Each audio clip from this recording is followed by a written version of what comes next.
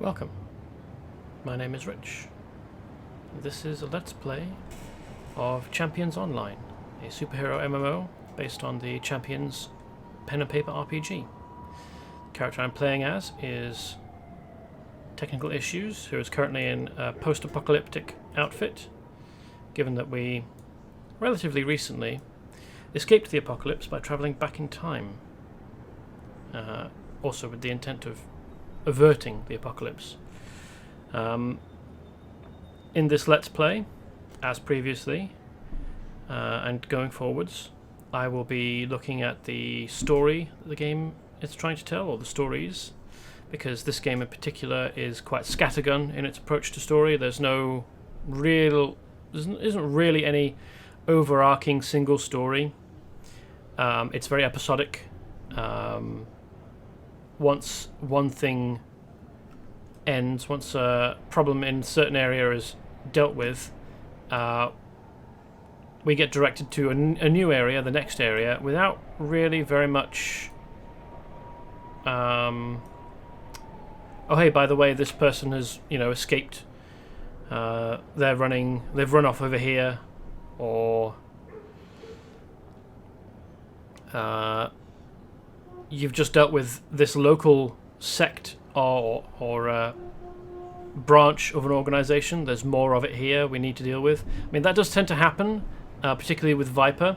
Viper kind of get everywhere, except for Vibora Bay, which is where we are currently, and that's because in Vibora Bay they were run off a few years ago. But it isn't...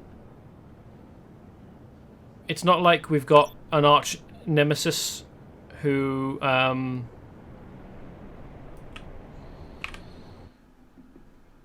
we're trying to chase down or anything like that. I mean, you can, once you're level 30, I think, create a nemesis. I haven't done that yet.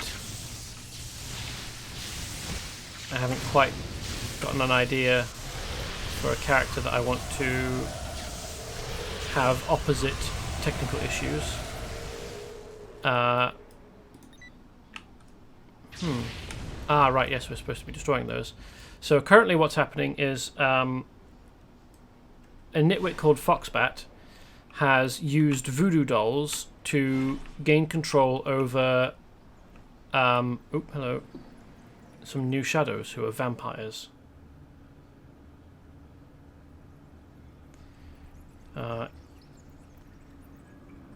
Stupid heroes ruining my special day. Now I have to go and kidnap Sapphire all over again. You don't have to. In fact, I would advise against it. I would advocate against it.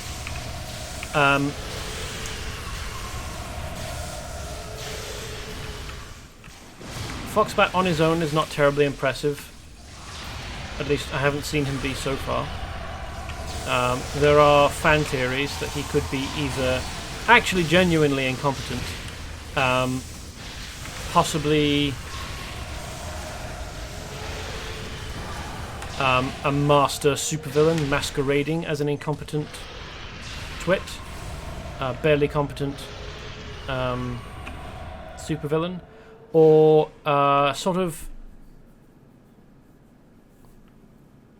encouraging the next generation of heroes by challenging them. Just about tough enough, in a manner that is just about tough enough to cause them to become good enough to, to progress, basically. I'm not sure which one I believe. Certainly we haven't seen him to be capable of that latter one. And if he is the middle, then he doesn't really seem to accomplish very much. I wonder what this is supposed to be. Oh well.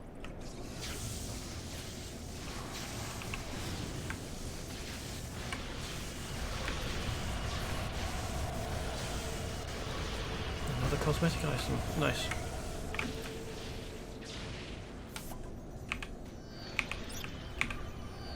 New Shadow's aristocratic jacket.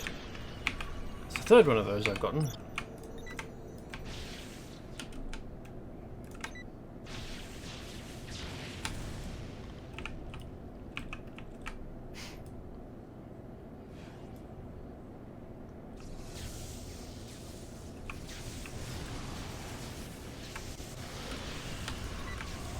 I wonder whether destroying them before I take on the vampires would cause them to leave.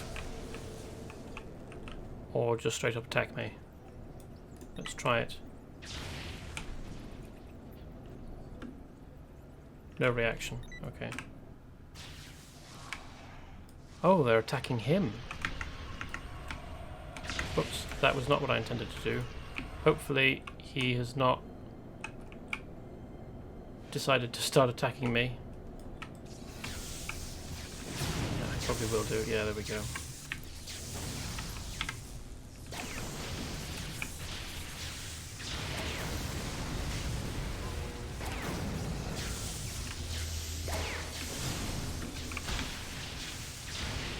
Don't you have anything better to do than break up everything I do?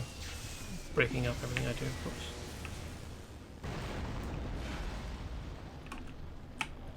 course. $12 tons. Oh, hello. That's it. I'm a genius. I'm out of here. See you in the past, hero. Drat. How did he manage this? We only managed it because...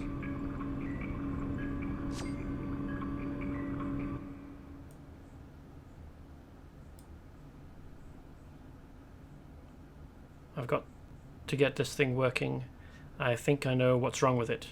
That's it. I'm a genius. I'm out of here. See you in the past, hero. Yes, so... I'm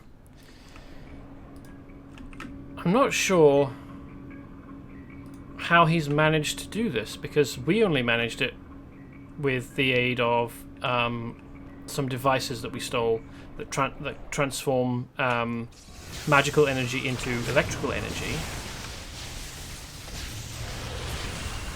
So, yeah, okay, maybe Foxbat is a genius.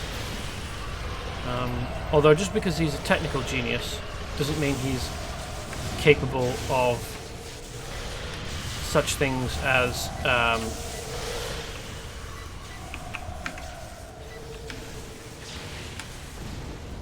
competent villainy. Yes, I was going to mention as well that oh, they've left. I suppose this is what happens when you destroy the voodoo dolls. How far did he get? Oh, he actually got to the entrance. Fair enough. So I was, well, I had the thought, I don't know if I actually started the expressing the thought, but I had the thought to say it may not be a very good idea when we're dealing with voodoo dolls to destroy them, to outright destroy them, because of the way that voodoo dolls work. To, you know, control the person, or, well, not control, but to... I mean, usually they're used to harm targets. I wonder why that one exploded. I'm short a voodoo doll. Here we are.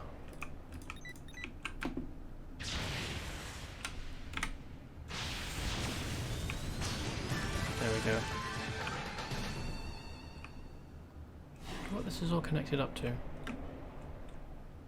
It just goes through straight through the ceiling. Hey Ravenforce, welcome. Stream is somewhat late today. I realized that I had not eaten and that I would need to. Why? Oh, use the time machine console. I hope this isn't reset. It has. Okay.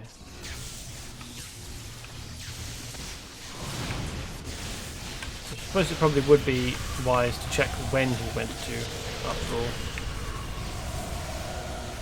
Oh, are we starting again?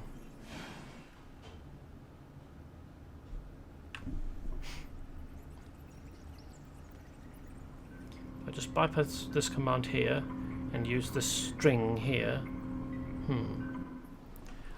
You know, I don't think that...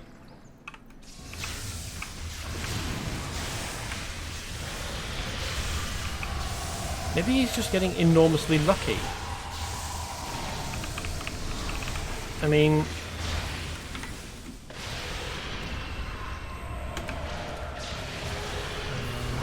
a bit busier than I thought today, so happy listening to the stream. Okay.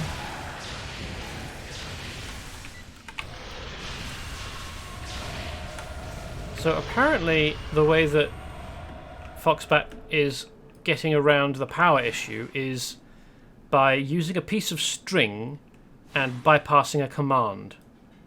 Well, I mean, I suppose he's in the process of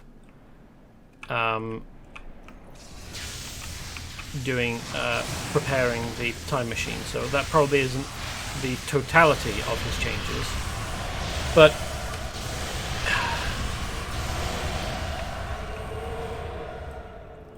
it doesn't seem like that's enough to enable the use of the time machine for long distance trips. Oh hey, I managed to get another... Ooh, New Shadows Vampire Bat Head. I don't have that yet. Now I do.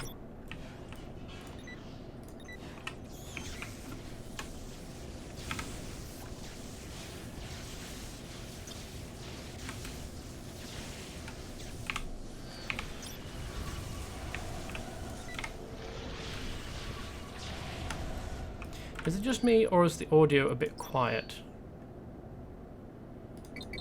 No, that's a bit too much. Increase you to there. Okay.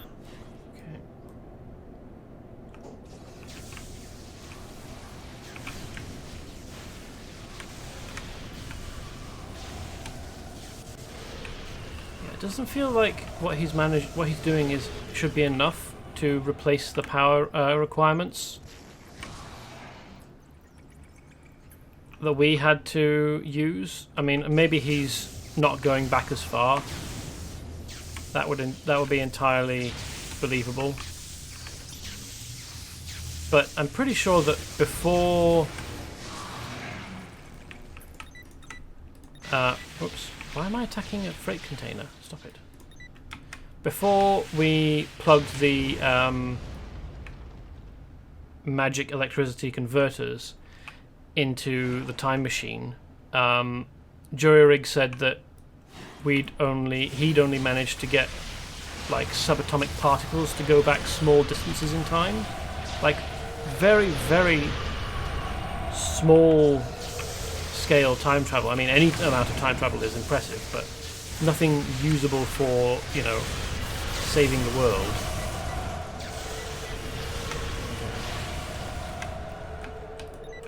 I don't know why the game is insisting that I attack this freight container, but oh well.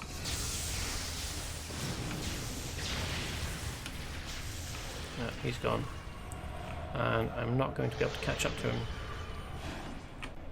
There he goes. So he alone has managed to escape.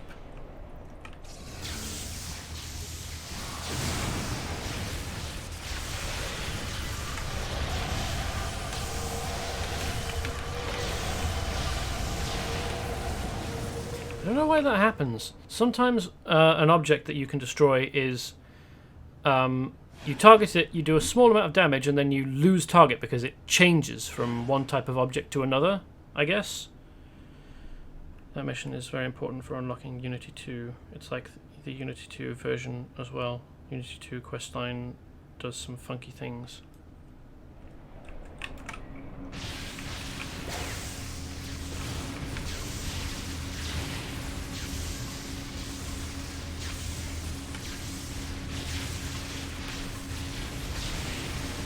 Use this time machine to go back and fix what you have messed up, hero.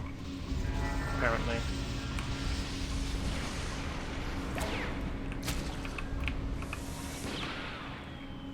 couldn't you just leave well enough alone? Well, because you were mind controlling another human into a forced marriage. I've got to get this thing working. I think I know what's wrong with it. That's it. I'm a genius. I'm out of here. See you in the past, hero.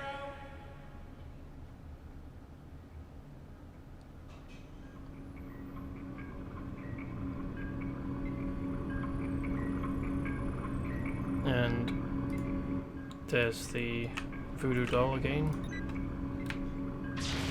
Probably not a good idea to be electrocuting it, but hopefully it doesn't do her any damage. Right. Time machine console. Foxbat has escaped into the time machine, but there is a chance you can bring him to the present. You can use this control station for the time machine and attempt to pull him back from wherever he went. Unfortunately, it's not a guarantee, and you may end up bringing back something you don't intend to. Good luck.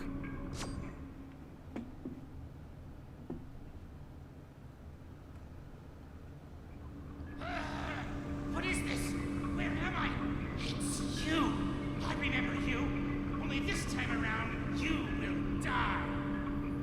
So here we have an irradiate There is no way Foxbat. you can stop the coming apocalypse. Therakiel will prevail, and all will perish. Well, he looks like an irradiate Foxbat, but I suppose he could just be an irradiated human or like a mutated human. I mean, obviously is a mutant, but I associate the color and the like the foot type there, the parts that are used, I associate with irradiates. So let's actually... Oh no, that's not info about him. Because he's bigger, his gun is bigger. He must be used to the old Foxbat. He was never going to accomplish anything, but I will destroy you without a thought. Foxbat, according to himself, is the foxiest supervillain out there. Clever and dashing, with a certain charming sense of humour. According to pretty much everyone else, he's the battiest supervillain out there. Quirky and irresponsible, with a very primitive sense of humour. He decided at a young age to become a supervillain because villains were just so much cooler than heroes. Since then, he has used his considerable mechanical skills to create a wide assortment of bizarre weapons for himself, including his ping-pong ball gun. He doesn't usually want to hurt anyone, but he will gladly show off whatever he has, whenever he has an audience. And this Foxbat, sorry, is obviously a Therakiel servant.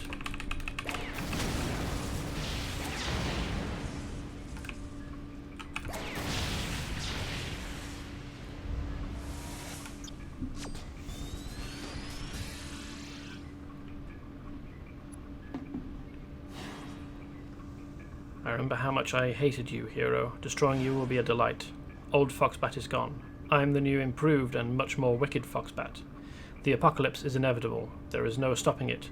Therakiel will reward me handsomely for getting you wretched heroes out of the way. Right.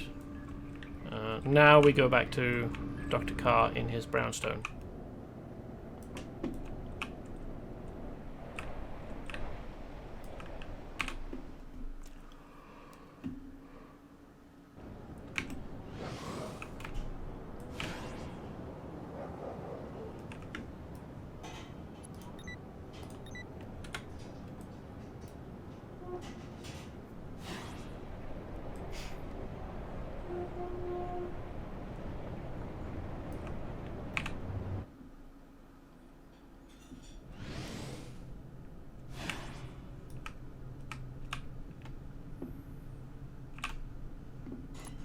Good job on defeating that corrupted Foxbat from the future. I knew you could do it. Now that we have his warehouse under control, we should be able to stop this impending apocalypse. Why are they just saying his, not jury rig? Like, they haven't... Well, maybe they're assuming that we'll have read the text info very recently. I mean, I know, and I presume you know, that that place we just were was Jury-Rig's warehouse, but I don't know, it seems vague and unhelpful to say his warehouse instead of Jury-Rig's warehouse. They should be more specific. Have his warehouse under control. We should be able to stop this impending apocalypse. Excellent work, technical issues. And that's it. Other than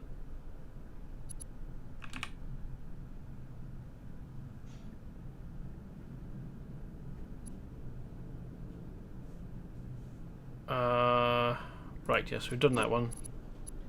And smoking a pack a day. We haven't tried this, but I have it on excellent authority that it is not possible solo, because it says recommended team 5 rather than 1 to 5 or 2 or whatever. It's actually just 5. So, given my performance in previous missions, yeah, endgame layer, real endgame layer. Okay, fair enough. Given my performance in similarly leveled missions, I might be able to manage to stay alive solo, given the remarkable resiliency I've managed to clutch together out of this build.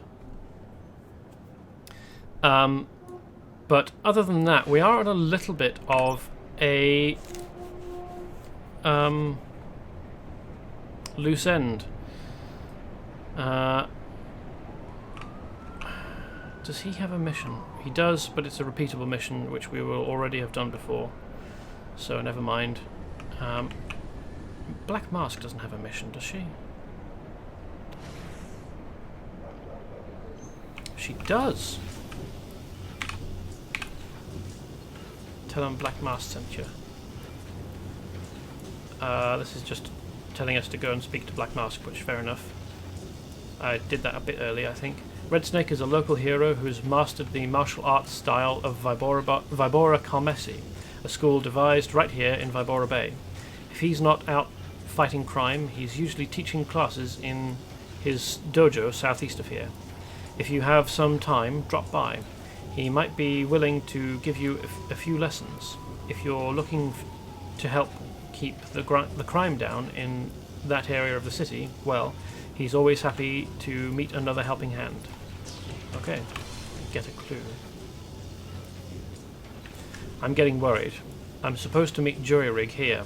He's usually a little late, but he hasn't shown up at all, which means he may have fallen victim to foul play. He's more of an inventor and tinkerer than a fighter, so he's not in the same class as we are when it comes to superheroing. I don't know that you're in the same class as I am when it comes to superheroing. Anyway, Jury-Rig wanted to meet me because he said he has some critical information about Clark Robinson and his New Shadows gang. I've been trying to figure out what's behind the gang's current surge in recruitment and all the transformation of gangsters into vampires. Jury-Rig seemed to think he knew the reasons behind it all, which makes it imperative we find him. Can you search for clues near the Mahogany Club on the east side while I go check out another part of town? I can. But first, Red Snake. Oh, it's in more or less the same direction as well. Cool.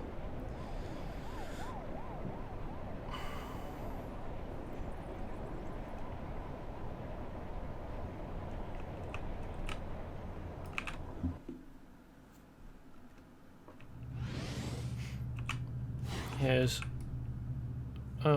he's not quite as bad as a fashion victim as... Wait, hold on. No, yeah, okay, that's a top hat and a trench coat closed over a formal shirt and bow tie and grey trousers. What's the shoe situation like on this? I mean, yeah, he's a fashion victim. He really is. Another fashion victim. Can't really tell. Oops, he's disappeared. Some kind of brown boot.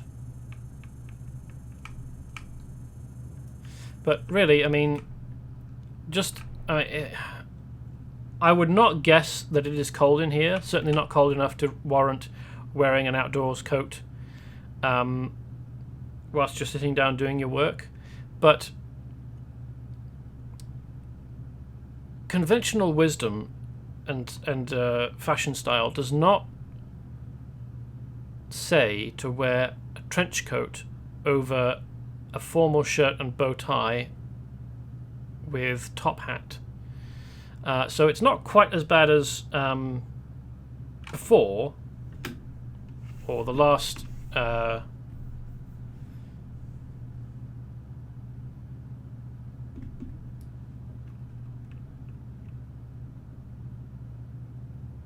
Jesus, what's the word?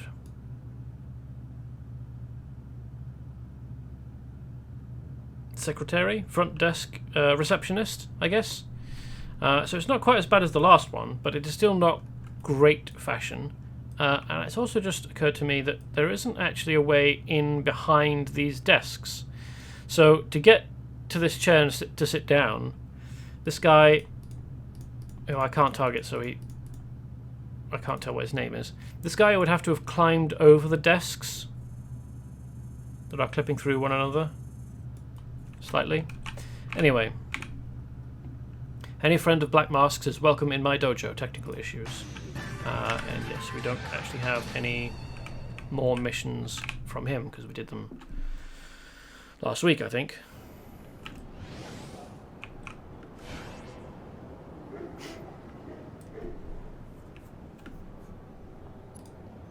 So now we are searching for a lost jury rig.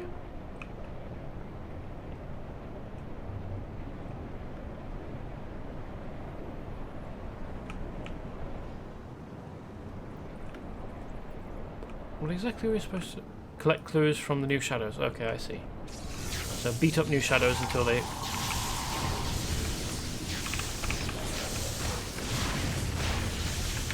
reveal something.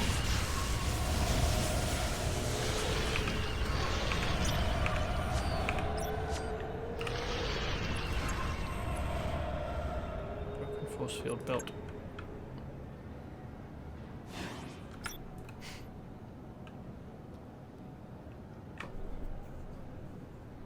Okay, there's still more things to collect though, obviously. We have broken force field belt and damaged ultrasonic sensor. Matchbook for some reason. And that was all we needed, apparently. Not quite sure where... Oh, there we are, damaged ultrasonic sensor. Slightly odd place. A sonic sensor that clearly looks like Jury Rig's handiwork. The remnants of a force field belt that likely belonged to Jury Rig. An ordinary matchbook with an address scrawled inside it. Okay.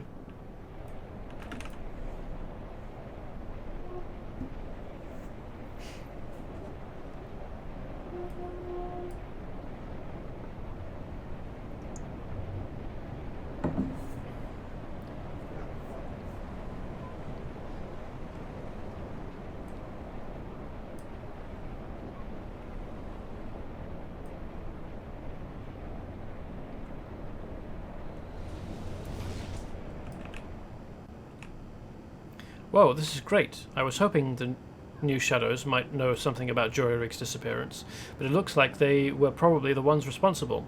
Now that we know, we can follow up on these clues right away. Bloodsucker beatdown. Well, I mean, I don't think I've done that mission. Which one? Get a clue. Ah. Yeah, it didn't immediately jump out at me. I had to go looking to see whether it was available. I'm perfectly happy to go around beating up new shadows. That's worthy use of time. See this matchbook you found? It's for a vampire club known as the Crimson Lounge. It's a seedy nightclub that caters exclusively to bloodsuckers. It should be a good place to get information. If there are any vampires who know where Jury Rig is, maybe this is the place to find them. Of course, you're probably going to have to knock a few vampire heads together before somebody decides to talk. Also acceptable. Champions the game. Which looks like it's using very, very downscaled images from the game, maybe?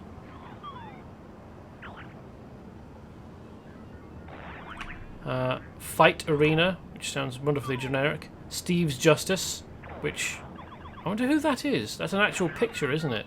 Which is odd, because there are no other photographs in the game. Like, all the real people look like this. Not like this.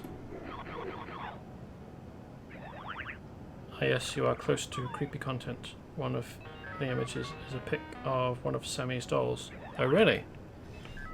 Oops. Left for lunch. Team Buttress 2. Which is presumably a reference to Team Fortress 2. There's another of Champions the Game. Ooh, hey. Interact. Directly across from the beautiful Windsong Mall, the boardwalk is a tourist trap of the highest order. It features a well-stocked arcade, games of chance, and curio shops stocked with anything imaginable. The staff and entertainers have carved out a unique niche for themselves as a sort of permanent circus sideshow. The carnies include Timmy the dog-faced boy, Naya the bearded woman, Ivan the tattooed man, Letitia the mystic, Uncle Marvin the man from another world, and the eponymous mime, the Tin Man, Wilfred Leibniz, and Wilfred Leibniz, the inventor extraordinaire, and their de facto ringleader, the Miracle Man. Okay. Space Rocks, that will be Space Invader. Another of Steve. Ooh, hello. Steve's Justice there again.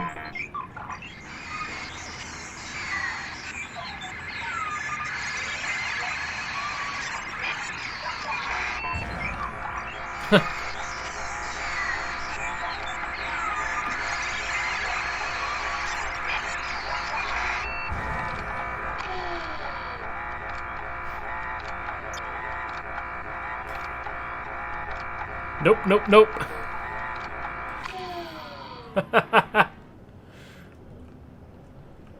Wow.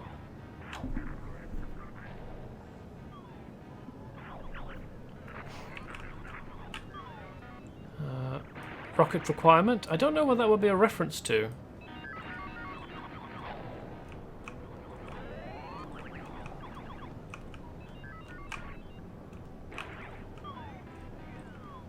Moon Crasher.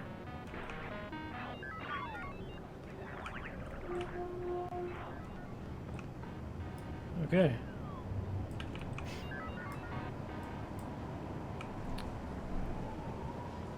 Sometimes devs inserted themselves or random stuff into the game, likely related to dev team. Champions the game images. The green glowing doll looks like one of Sammy's dolls.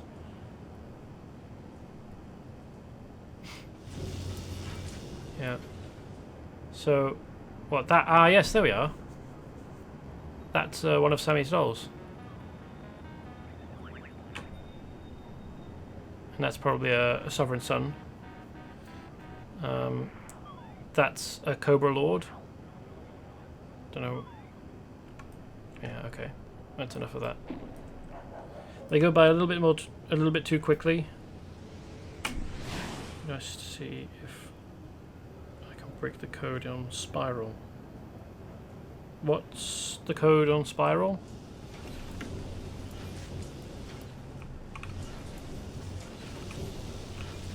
Fun!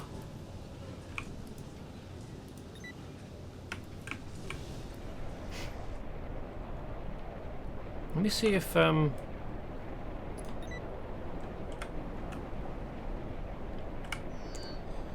Hoggle is here. I mean, he probably won't be. He hasn't been the last few times that I've checked, because I seem to be playing at the wrong time. No. Oh, yes, he is. Splendid. Let's do... Oh, it's Hobble, not Hoggle. Okay.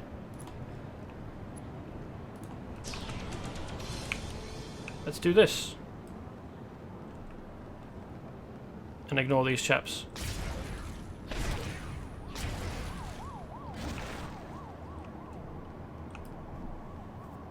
Eventually they'll get bored.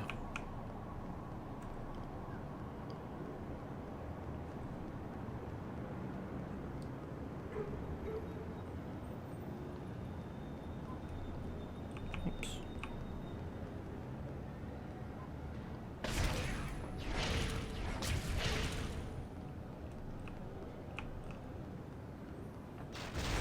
It would only be a problem if they hit me with a control power, which doesn't seem to be happening.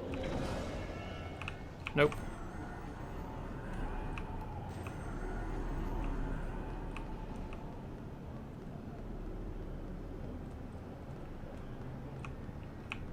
Nope. Aha.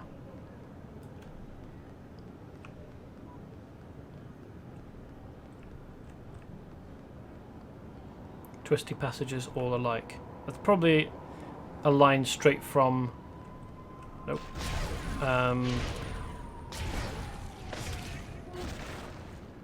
Labyrinth, isn't it?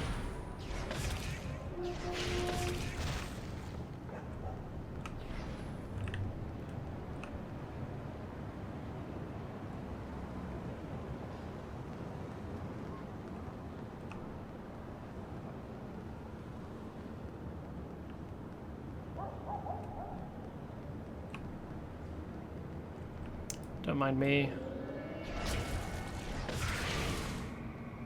Huh. Your control power means nothing to me. You've made it through. Well done. I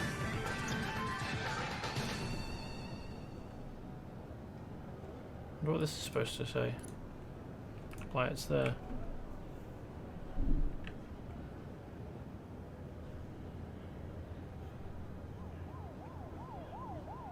Rocket requirement is a take on the old game where you had to shoot down missiles with other missiles. Oh, okay.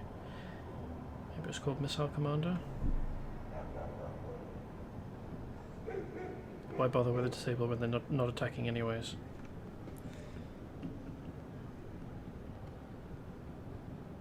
It's this floating cat which says a series of words after a prompt.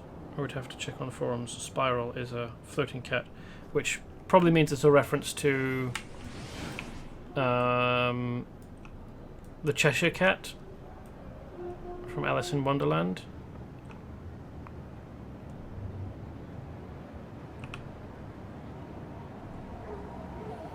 But I've never come across a floating cat in the game at all. So you would have to point me in the right direction for Spiral. Where am I going exactly? Aha. Crimson Lounge, okay.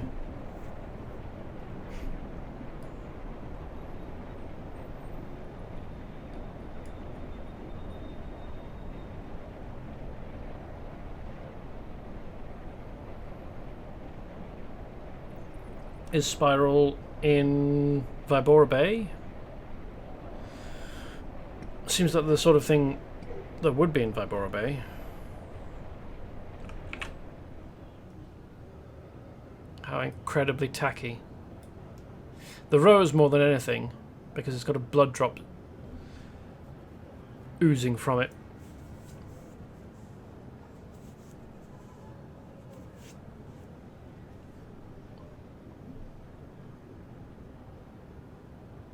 Cool. Oh hey! Dr. Carr is waiting outside with missions for me. This is an astral projection of Dr. Carr, except he looks remarkably solid. Unlike all of the other projections of astral projections of other characters. While I've been astrally tracking the attacks of the Trey Kings in Vibora Bay, my physical form is sitting defenseless in my brownstone. Therakiel doesn't appreciate the interruptions I've been causing him, so he has sent his demons to kill me while I'm unable to defend myself. Please go protect my physical form so it's safe for me to return. make sure to use the back door to the brownstone, as I'm sure the front will be inaccessible. I'll do that once I've done this.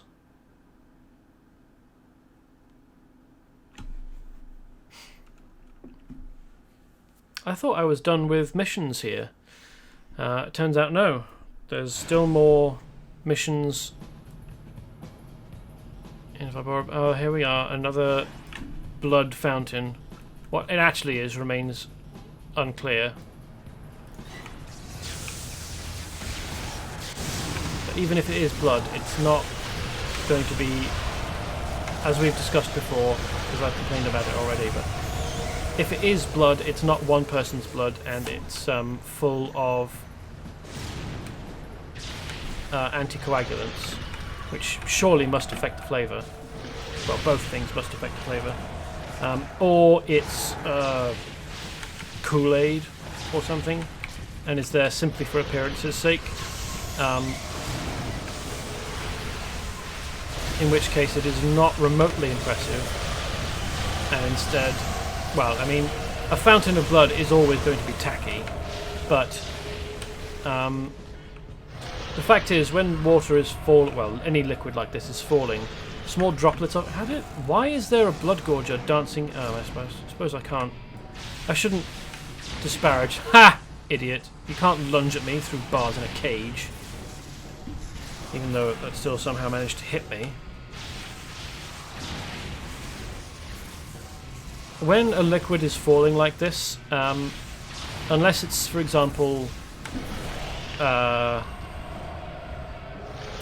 mercury, as long as it's a water-based liquid, the falling creates tiny particles, airborne particles of the liquid, so it throws up aerosolized particles of...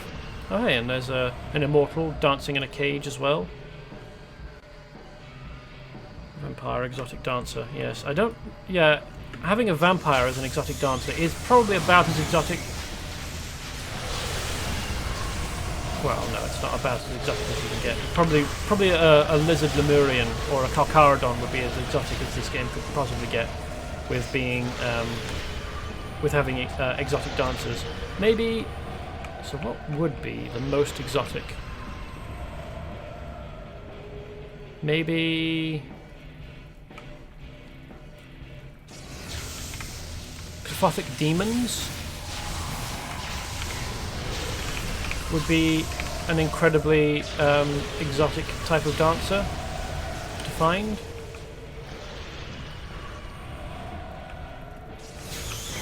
But of the vampires, probably a Bloodgorger is about as exotic as you can get, because they're not... I mean, they've gone a bit beyond human looking, haven't they? Bloodgorgers.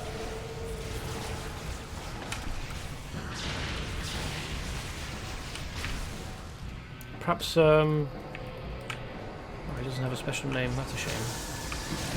It's nice when they give NPCs unique names, even if you do end up killing them. It'd be even nicer if they gave them unique character info, but that only very rarely happens.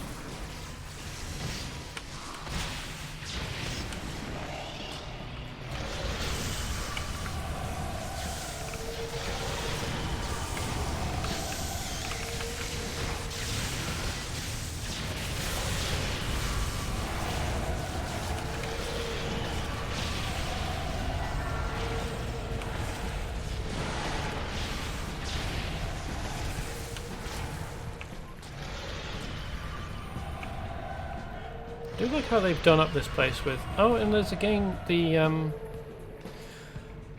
incredibly long planks of wood.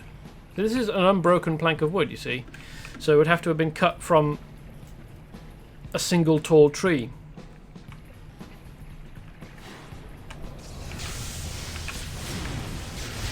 Which, if you're doing that much, I mean, why don't you just take the tree and make it a part of the pillar?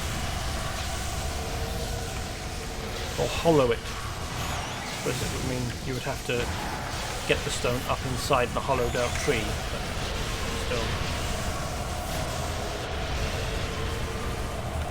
Why would you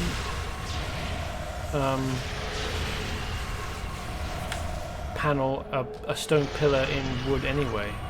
That's what I've always been wondering. It is nice to see elements of the very gothic crypt style. You can see tops of the pillars clipping through the ceiling there. It's nice to see elements of the gothic style, but done up, you know, in clean stone rather than dirty old, you know, damp stone, like you might find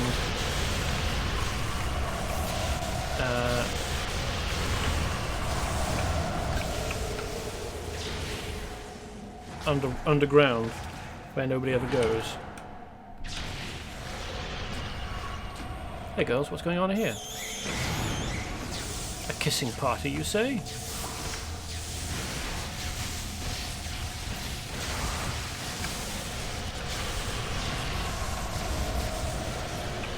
Very bold of you all to float 30 feet up in the air with extremely short dresses on. I suppose if that's what you're into.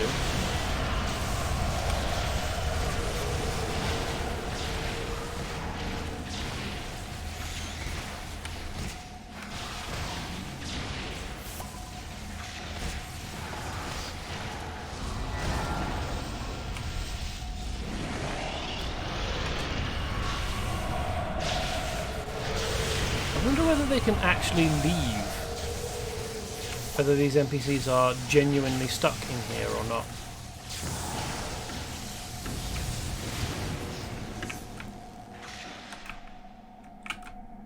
They don't seem to be able to.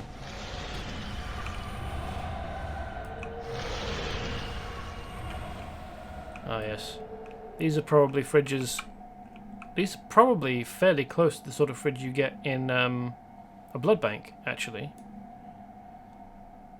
So these contain genuine blood, and then this fountain here, presumably, does not.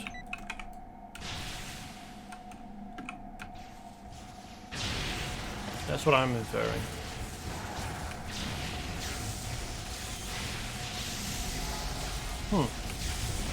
I guess the ball lightning chaps can't actually get through the cage either.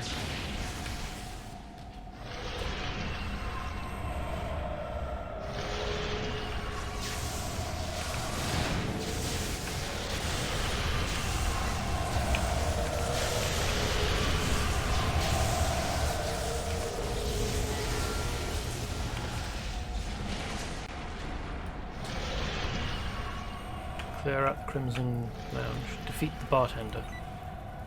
Nuclear the bartender. Does he have unique info? No. That's a shame.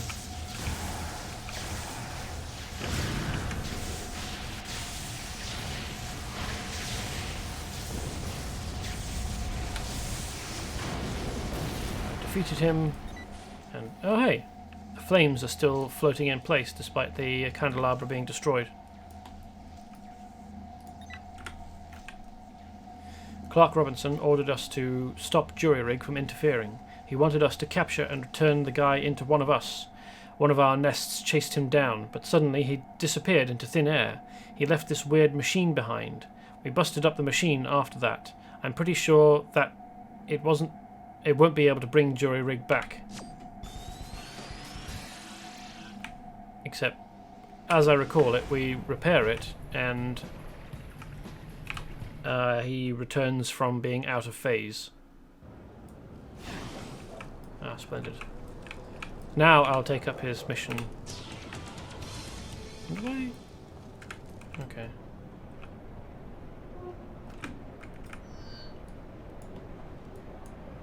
That's not far to go.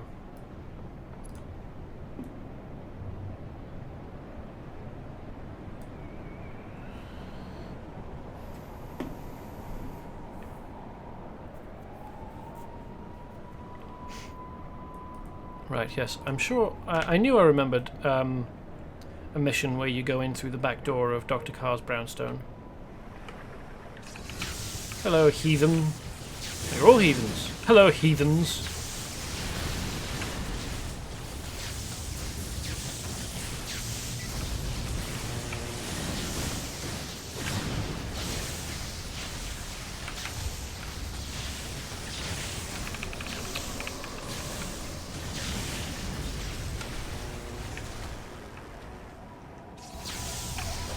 Oh no, these are dogs, they're not Stray Kings. Oh well. Still nick his gear though.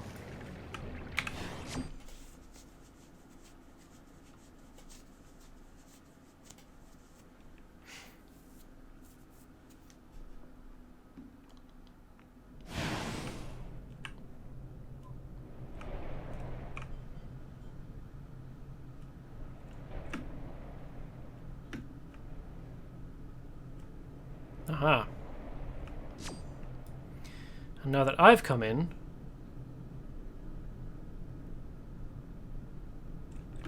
do they ever not go up through the along the stairs? Because this would be a better place to bottleneck them.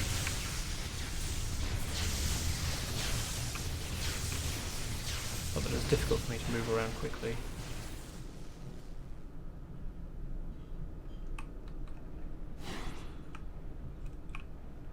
Come on, chaps. Aha.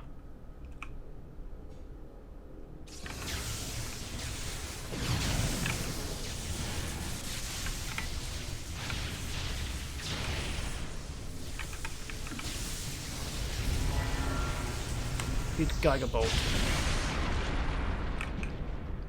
Oh yes, I decided to call it Jigger Bolt, hadn't I? Look at that, with Carr's house as the scene lets you choose front or back.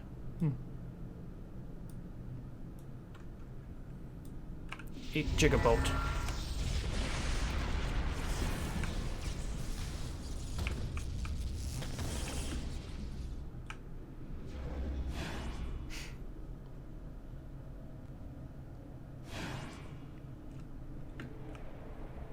Still got 3.5 minutes.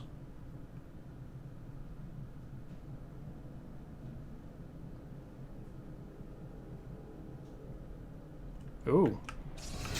Nephilim this time. Means they can fly. I don't know why they're still walking though. I mean, I suppose I didn't let them get very far, but would they have walked up the stairs instead of fly?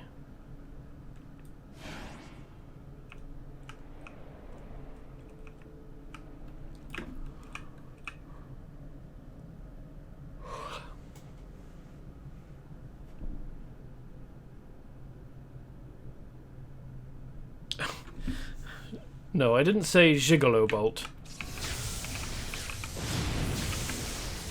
I'm making a reference to Back to the Future, when Doc Brown calls it a gigawatt. 1.21 gigawatts!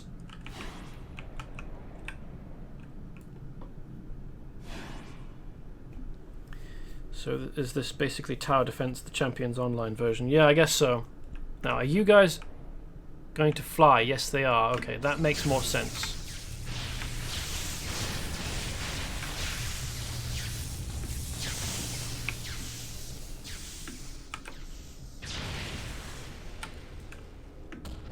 A little bit perturbing that they have absolutely no attention to give to me. They obviously don't think that I'm much of a threat. No, stop that. Well, he's got lots of health. And it appears as though he... There's another one that's being stupid. He's got wings, but he's sticking with his friends on the ground. Which actually tactically might be a better option. Fantastic name for an escort. For an escort by night, superhero by day. Gigolo Bolt. I guess.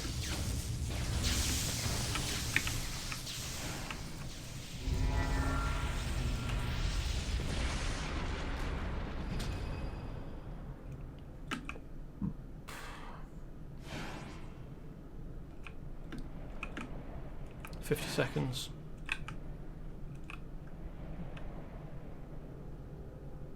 Oh, hello. Where did you spawn in from? I mean, obviously the Cliffothic realms, but...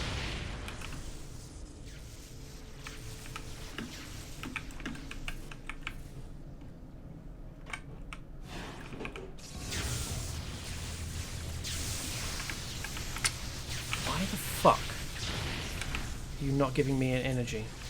I guess ball lightning's not so great at keeping up with moving targets.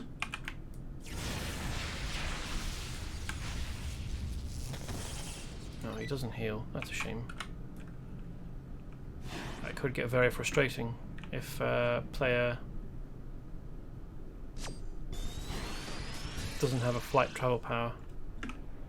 I suppose a player could just wait here. You want the aura he has. Thank you so much for saving me, technical issues. I knew it was just a matter of time before you arrived, but luckily you came at just the right time. You could probably replace time with moment there, couldn't you? I know it was just a matter of time before you arrived, but luckily you came at just the right moment. Would flow a bit better, wouldn't it? I don't have time to try and fully return to my physical form. Without your help, I'm sure I would have been lost. So, are you going to take better precautions now? Can I leave through the front door? No. I have to leave through the back door.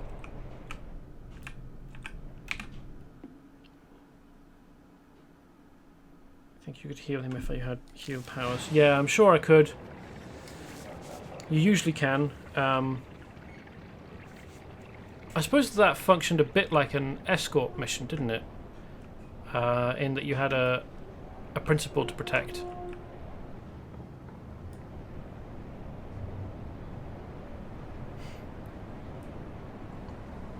And usually escort sub-principals can be healed, and it looked like his health bar could be interacted with as well, but no way of testing.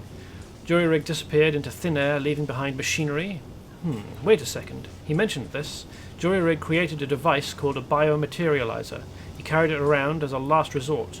It would disassemble him at an atomic level if it looked like he was about to be killed or taken prisoner, or turned into a vampire. I feel like being disassembled at an atomic level without any additional, information sounds a lot like being killed. It sounds like being vaporized. He was pretty proud of it and mentioned it worked like a charm. I bet there is a way to bring him back with some of his other gadgets. Jury rig duty. I want to pick Gigolo Bolt and only do escort missions. Escort mission. Is Sky Command up right now? I have no idea. Jury rig created a device he carried around as a last resort in case something bad happened to him. It would disassemble him at an atomic level and send it to his rematerializer unit if it looked like he was about to be killed. So they're missing he there. Taken prisoner or transformed into a vampire. He made it sound sort of like a last-second teleporter. So, killed, taken prisoner, or transformed into a vampire. That doesn't include transformation into a werewolf, so apparently he wasn't worried by that. The problem is, the biorematerializer has been taken by the new shadows and disconnected from its power source. If it can be powered up with a power core, it will probably be operational again, and function well enough to recover and reassemble Jury Rig's atoms. Thanks to the information you got from the Crimson Lounge, we now know where to find Jury Rig, or what's left of him anyway. First, you need to get your hands on a charged power core. Jury-Rig left his equipment in an alleyway behind the Museum of Art. I'm sure he has it hooked up to a power source that can charge it, so you could probably get one from there. If the power cores are already charged, but don't worry about the other equipment, just grab one. Once you have a power core, head to Clark Robinson's mansion, reassemble Jury-Rig's atoms, and make sure he gets to safety. Why is that asked as a question? That's not a... The sentence isn't a question. It's an instruction.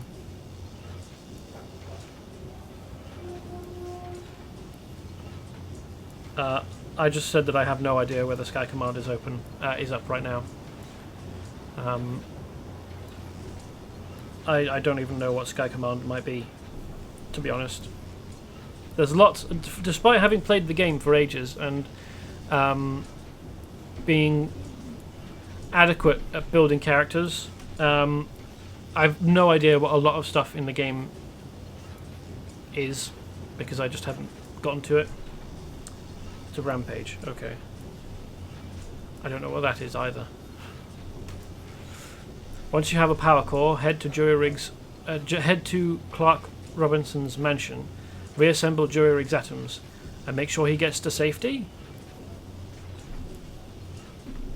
He's probably a little shaken up, so you may need to escort him out. Yes, I imagine that having your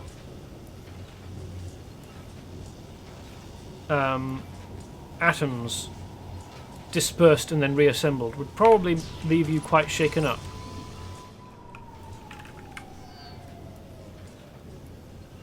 So we want to go over here. But there were also missions for me at Carr's mansion.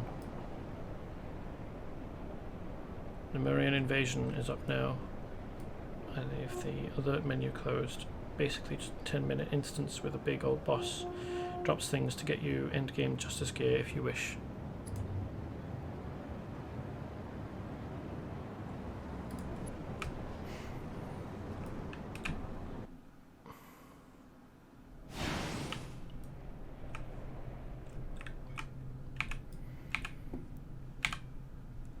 Finding Amphibian. Thank you for the rescue. Technical issues. I would have helped, but I was investigating the whereabouts of Amphibian. Before I returned to my physical form, I was able to locate where he was last seen. Take this lavalier of chaotic remnant and use it to track the clifothic energy trail left behind by Amphibian. When you find him, report back to me. Start the search just south of the High Apostolic Church. Apostolic, okay. What is a lavalier when it's at home?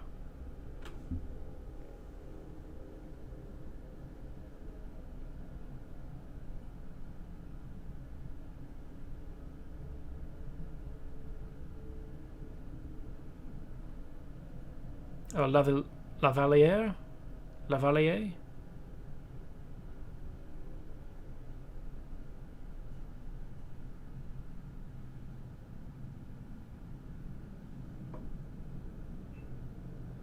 Jeweled pendant worn on a chain around the neck. Lavalier or lavaliere. Pendant, an adornment that hangs from a piece of jewellery, necklace or earring.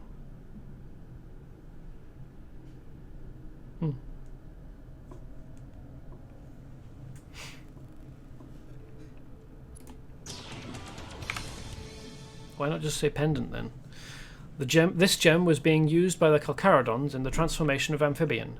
How it was being used is not apparent. The only person that may know what this gem is would be Robert Caliburn. If only he were anywhere near us, and capable of answering questions, like you might ask from across a table, for example. Take the gem to him at Dr. Carr's brownstone, and see if only we were in Dr. Carr's brownstone. If only Dr. Carr were present in his brownstone near Robert Caliburn. And if only Robert Caliburn was also in Dr. Carr's brownstone. If only Dr. Carr could reach Robert Caliburn across the fucking table with this gemstone. And see if together you can discover what this gem is and what its purpose is.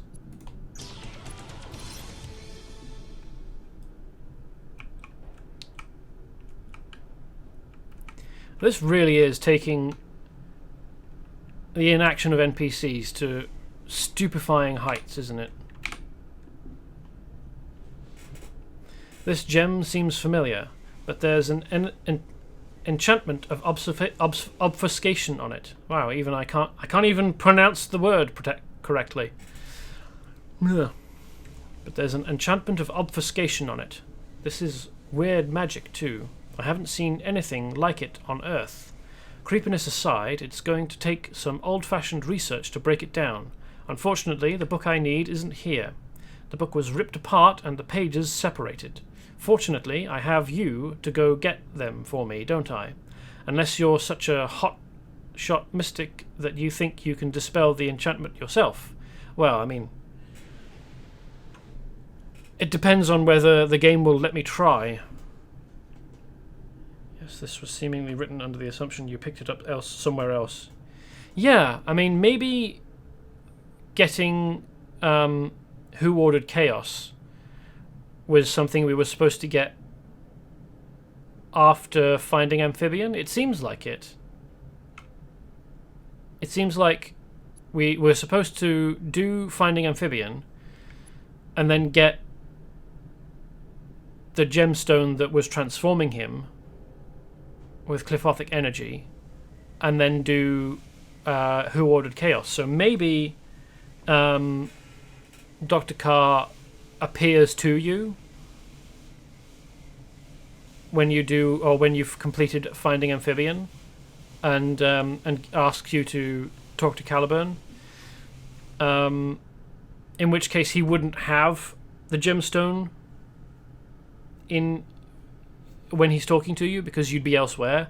But picking it up here, making it possible to pick up here, makes him seem like the laziest arse to ever arse. So, you have two choices. You can either use your own skills in mysticism or disenchant this to disenchant this gem with the mystic table over there, or you can track down the book pages I need in Vibora Bay. And if you're heading out anyway, could you pick up a few things for me? I need to pick up my laundry, a new lighter, today's newspaper, and maybe something to eat. Remember, I'm doing you a favor here.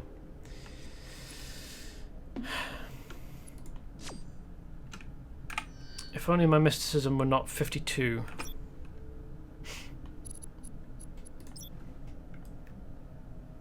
Where's the mysticism table supposed to be? Is it this? I might be able to do it actually. Hold on.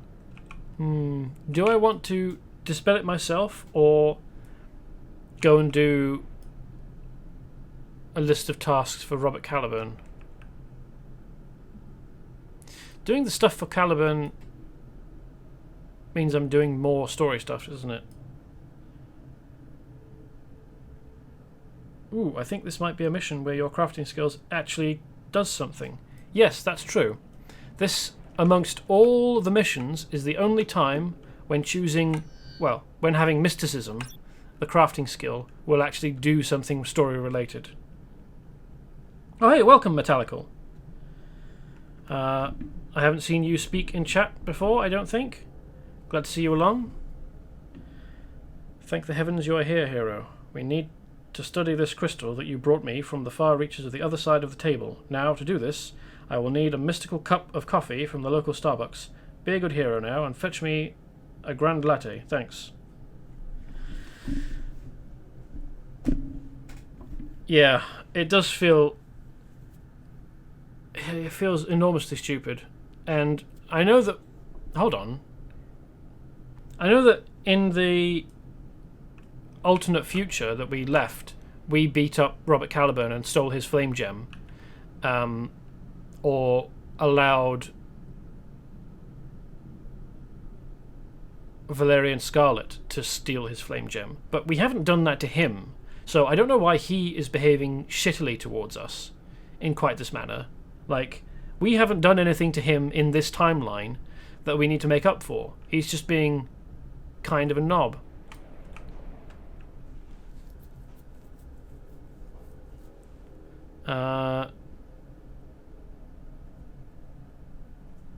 Yeah, I think we will have a go at dispelling the gem's enchantments ourselves, given that this is the one time having a crafting skill is useful and relevant to the story of the game. So go and do your own shit, Caliburn. You lazy dick. We've still got the items listed. Anyway, let's go and do this. Jury rig duty. I get the feeling that trailing around after jury rig and helping out of the scraps that he gets into, through no fault of his own really, because he's not a combatant, is kind of a full-time job.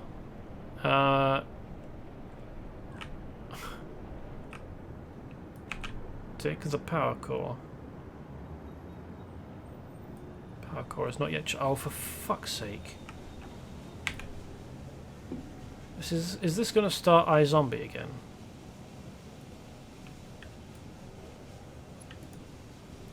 Is there a way of doing this?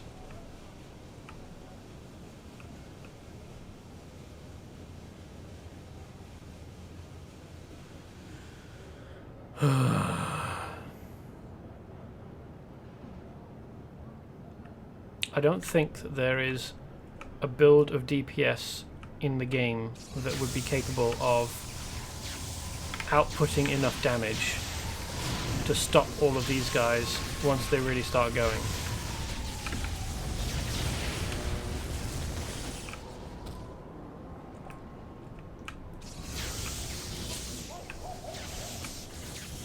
They don't even get oh no, they do. Okay, never mind. They do get stopped by control powers, so maybe if control powers were viable in the game, more people would be capable of soloing this mission.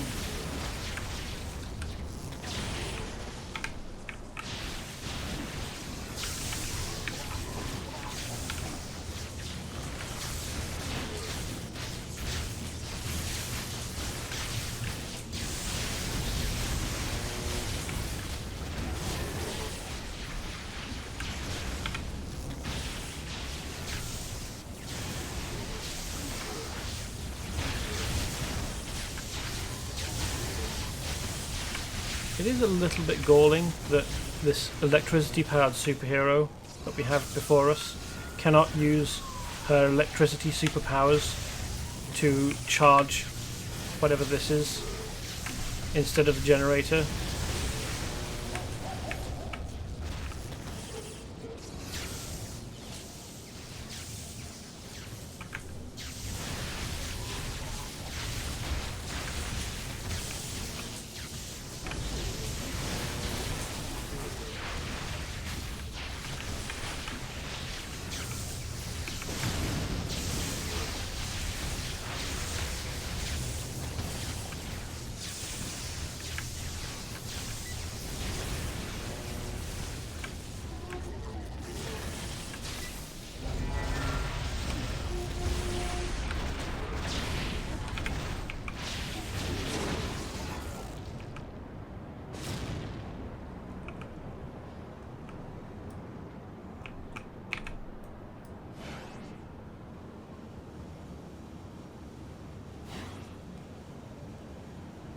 What? Realism in superhero games? Well, a game can be based on an unrealistic premise and still be internally consistent. Sadly, Champions did not ever really have a good transition from when it was a subscription game to a free-to-play game, and a lot of things were left just as they were. It saddens me to see it these days with 0 to no content updates. Yeah, blame Perfect World Entertainment for that. Currently there is one... Oh hey, Phantasma.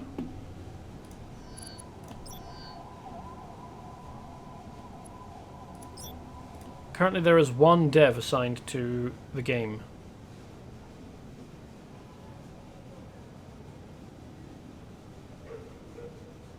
I checked Phantasma's info to see whether it was filled out and long.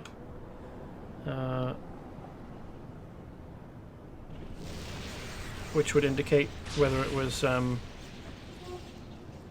Raven Force there or not. It might be Raven Force, I don't know.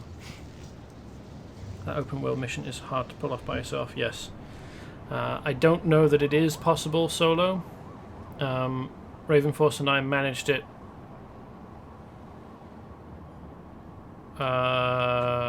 last week.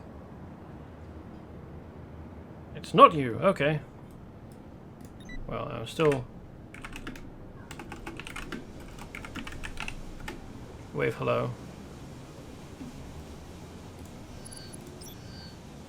Phantasma is a being from a place beyond, a place known as the Ghost World. Once it was a planet in a solar system like most, and inhabited by a technologically advanced race. Oh hey, it's my Hawkman. The Mutaxin race still lives there, but their experiments with making the Ghost World mobile forced it out of phase with the rest of the universe. It now wanders the universe, seemingly to wherever the Mutaxin wanted to go. The effect on its inhabitants was severe. Ordinary people can't survive there now, and those who can are often freakish looking and exceptionally powerful. I would love a good modern superhero game, and honestly I'm shocked there just hasn't been one from any developer.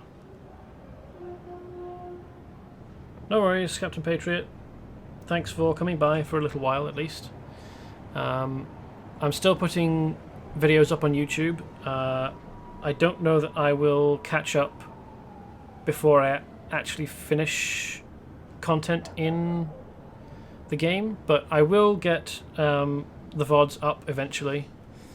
So they'll be available if you want to catch up on stuff that's no longer on recorded on Twitch. So DCUO is a little bit newer than this game. It's an action MMO rather than just an MMO.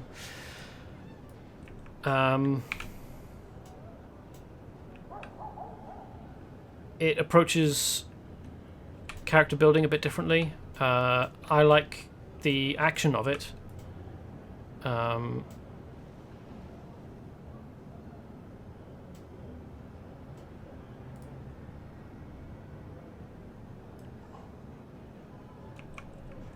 But the character creation is less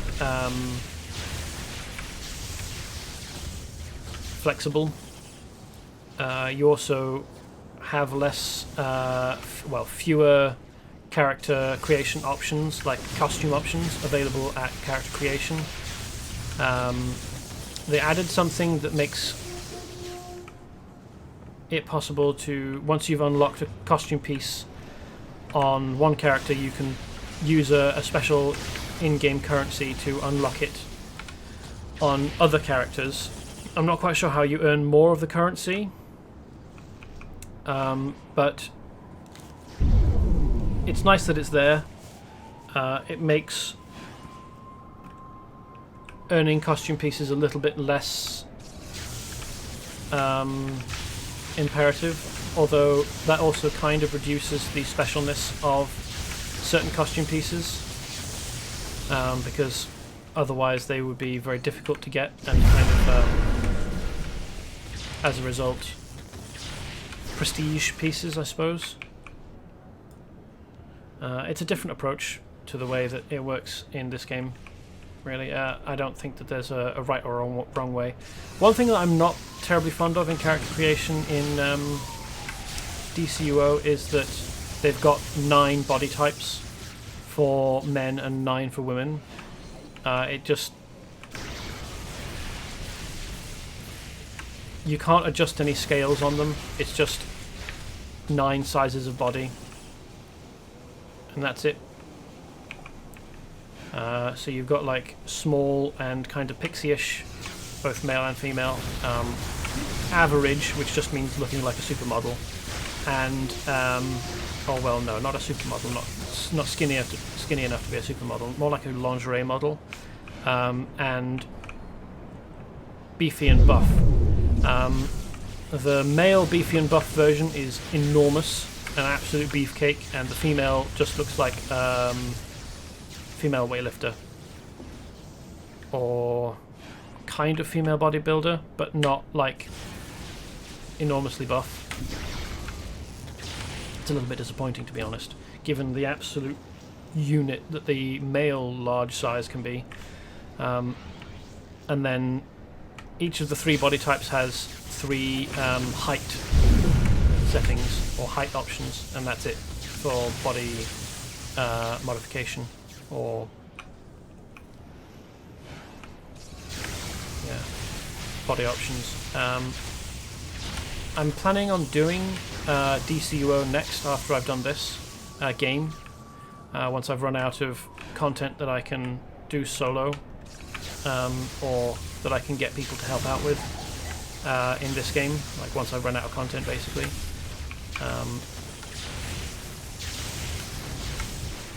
But it is odd that, for example,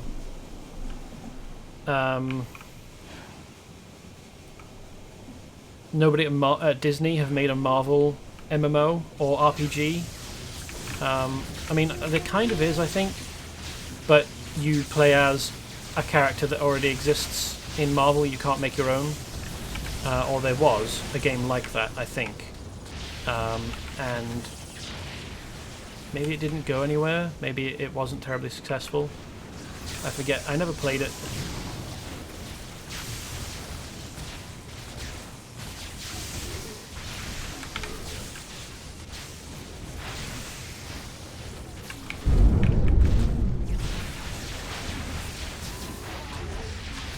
But DCUO at least has an active dev team, even if it's not terribly big. They're still adding stuff, as far as I'm aware. And that's...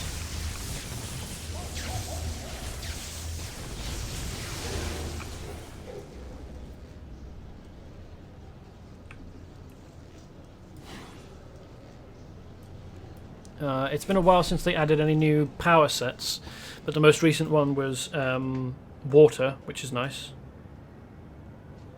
No worries.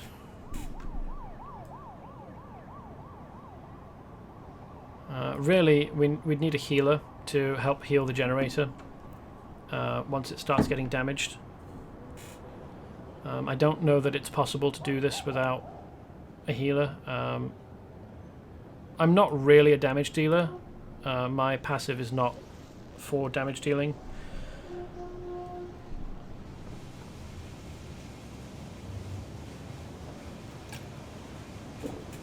Really, this character is built to be as capable of soloing stuff as possible. It doesn't have to be quick, it doesn't have to be capable of healing people. Champions was originally going to be Marvel Online from Microsoft, developed by Cryptic. Then Marvel and Microsoft pulled out, so Cryptic, having already started, brought the IP to the pen and paper game of Champions. Ah, okay. I know that... was it this or City of Heroes had a lawsuit with Marvel because it was possible to create characters that looked very, very similar to Marvel properties? I don't remember whether it was this or City of Heroes, but one of them got in a bit of trouble. And MMOs since then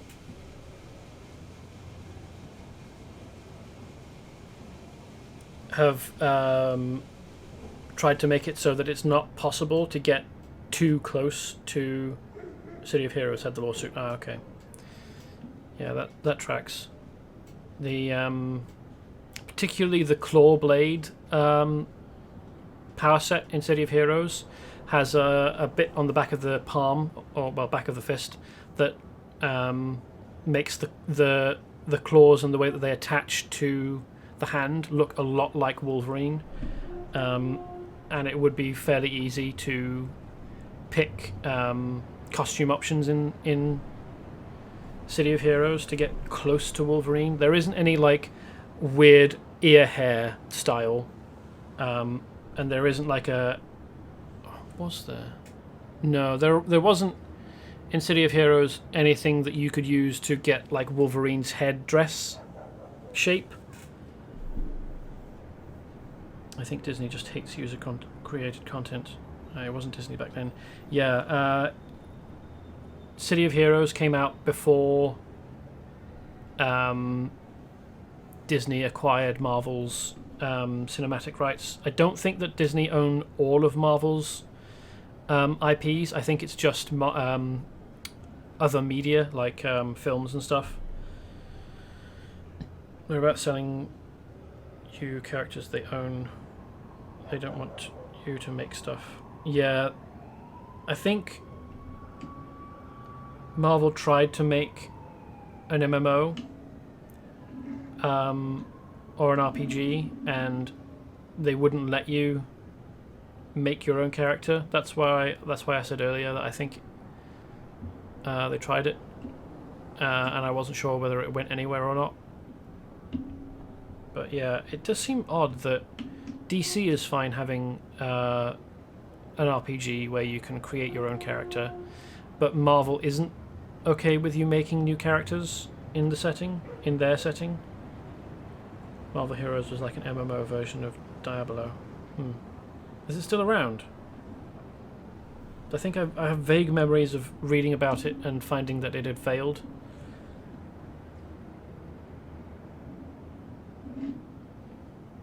No, it shut down. Yeah, okay, I thought so.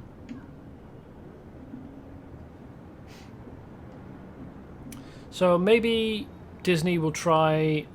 Oh no, maybe Disney won't. Disney aren't very fond of making new games. They just want to make more Kingdom Hearts for some reason. Disney runs mobile games where you assemble teams of heroes, but they're heroes. Ah yes, I remember seeing that actually.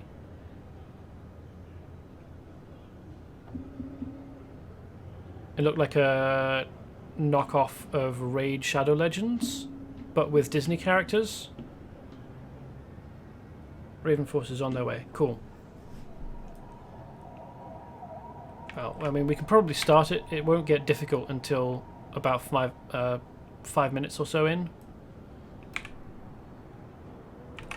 We only started struggling after a bunch of the waves got through.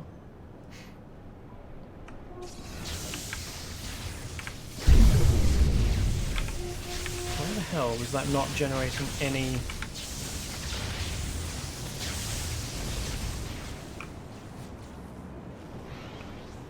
debuffs and therefore energy for me?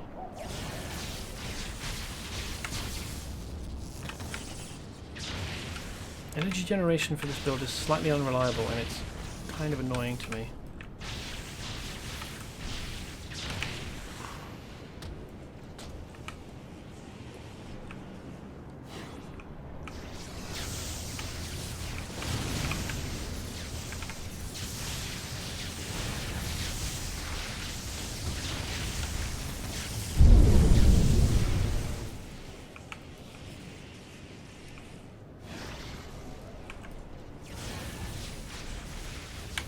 They kind of started to do, or they kind of did a little bit of, hey, if you've got the right power set, you can use those powers, to do something helpful in the story and in the game. Like in the mission where the new Purple Gang have dropped a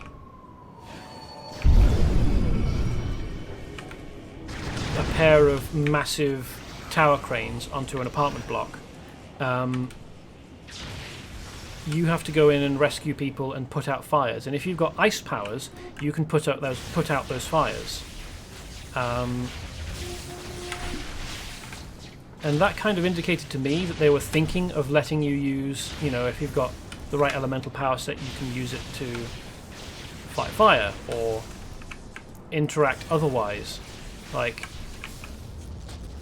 it would be nice here if you could target the generator or one of these things if you've got electricity powers and use those powers, or even just come up here and like have a second option next to take power core that says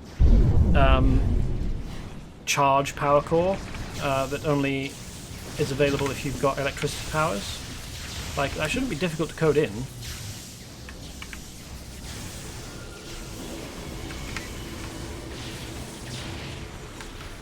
You've been a lifetime subscriber to Champions Online since the early days. I only got lifetime a year or so ago, after I'd gotten to the point where I was like, I've probably spent more than the lifetime subscriber cost on the game already by this point, so I might as well. So in essence, they pay me that monthly stipend to play their game. Yeah.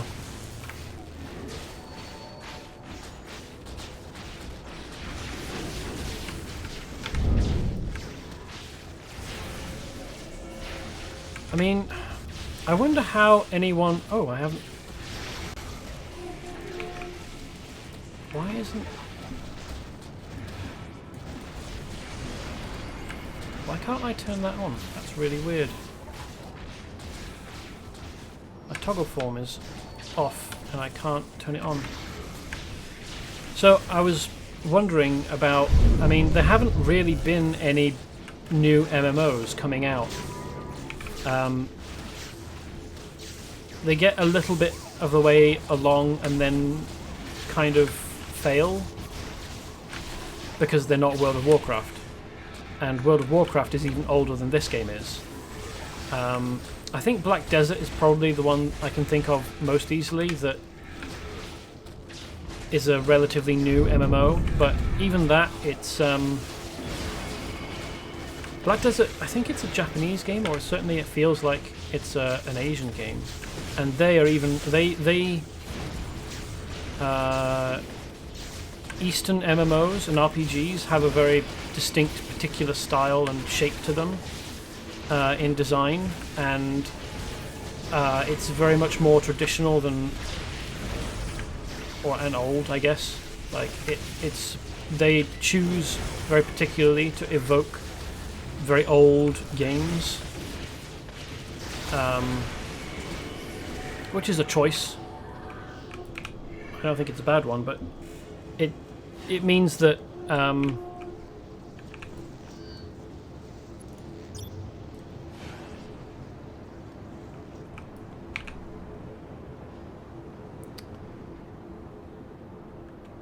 why the fuck can I not take one of these power cores then? Power core is not yet charged.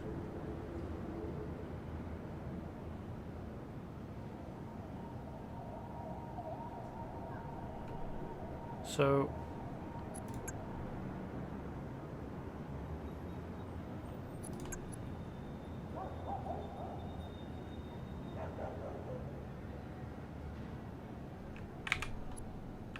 why is this not letting me?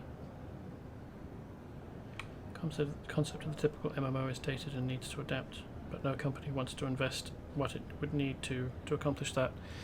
Yeah. Do I have to drop jury rig duty and take it again?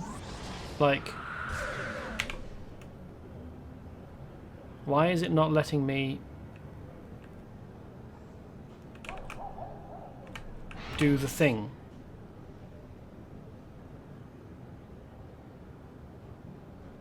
Alright. Oh. Apologies for not quite getting this correct. And thank you very much for helping, both of you. If you feel like doing something else, then fair enough.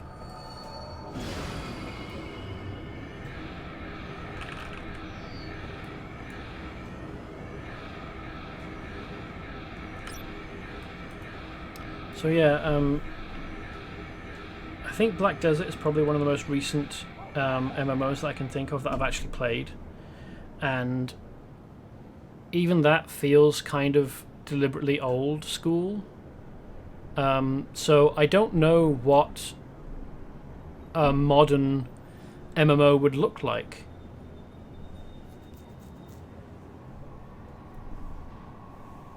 Particularly a superhero MMO. I mean, for one thing, you'd need a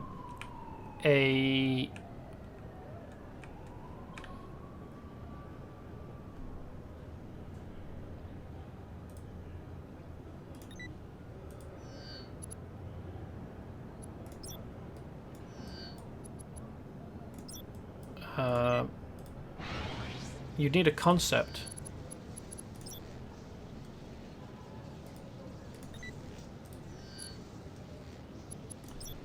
Or shit, what's the word I'm looking for? You'd need an IP to develop based on, and there aren't that many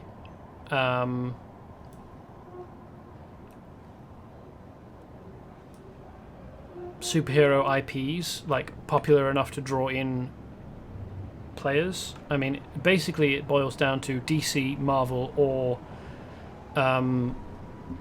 maybe this, because it already, you know, they've proven that they could make a game out of it that is technically still qualifiable as successful.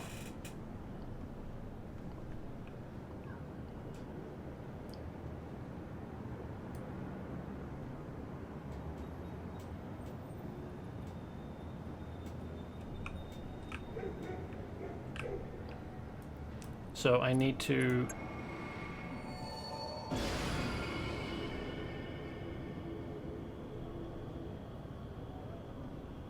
wait 20 seconds after turning on the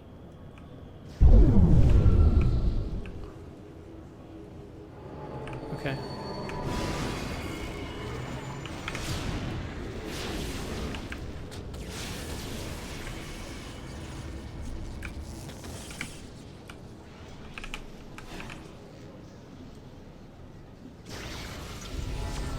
Ah, splendid. Thank you.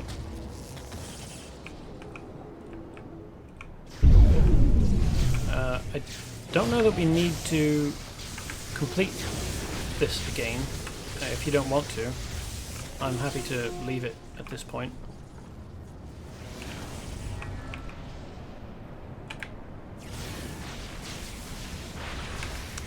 Probably the IP that could draw in the most attention would be Marvel, because of the success they've had with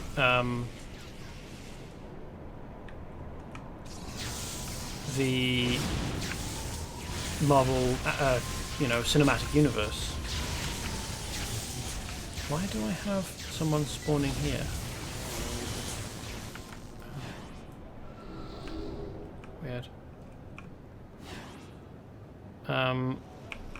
But as we discussed, Marvel don't seem to like it very much when you create...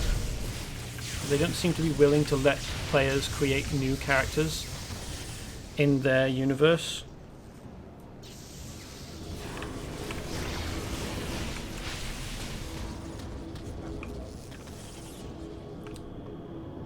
Overwatch from Blizzard was originally going to be an MMO, but then they changed it to a team-based shooter. So if you have a compelling concept, you can create your own superhero universe. Yeah, I guess. I guess that Overwatch is kind of low-level superhero stuff. I mean, you don't have the same kind of... you don't have magic, which seems to be common in every superhero setting, and you don't have, like, aliens, which is another thing, or, you know, cosmic threats. Marvel had their chance to make an MMO. CO was originally supposed to be a Marvel game. Yeah, I guess Marvel has tried a couple of times. First in kind of starting to make this, and then doing what was it? Marvel's something else. Heroes or something. And it didn't work, so maybe they'd be gun shy of trying again.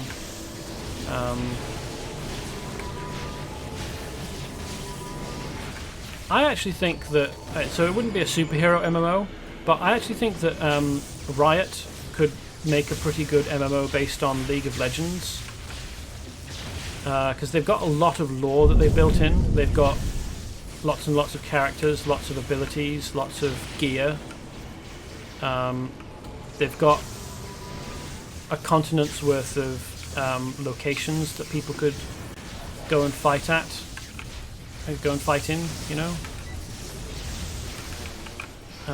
And really, I mean, I would argue that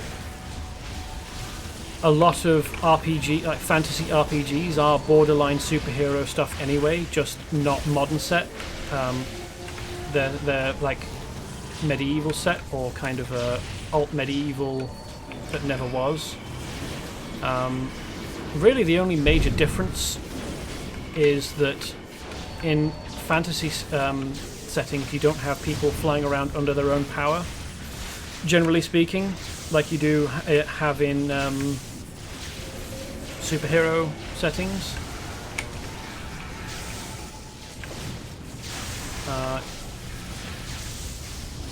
You could very easily translate the rest into,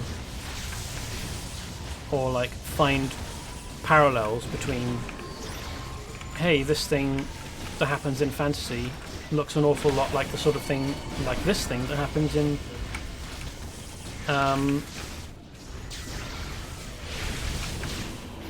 superhero games or superhero settings, like elemental powers, super strength,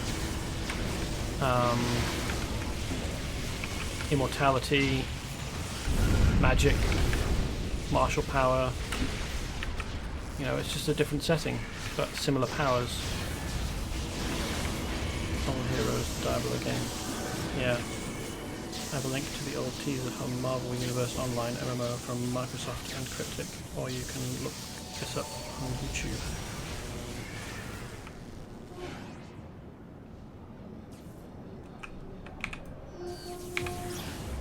If we've got the three of us together, or who's Arclight? If we've got us together, maybe we could have a go at King's Throng.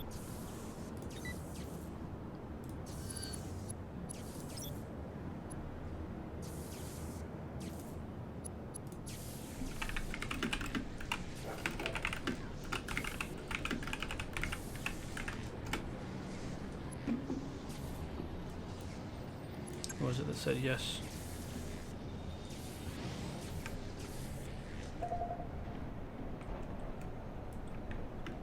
Cool.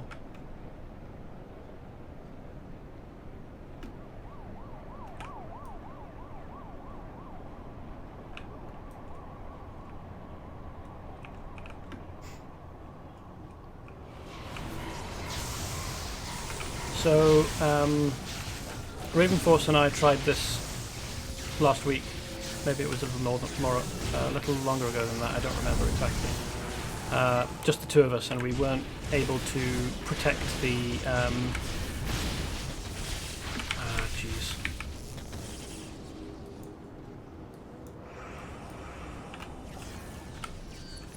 Don't know why that's not letting me.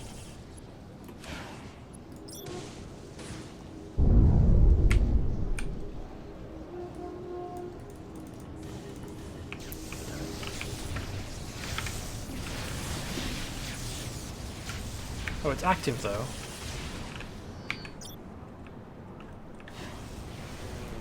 That's weird. That's really weird. Oh, hey, I'm getting mission objectives for Dr. Carr. Cool.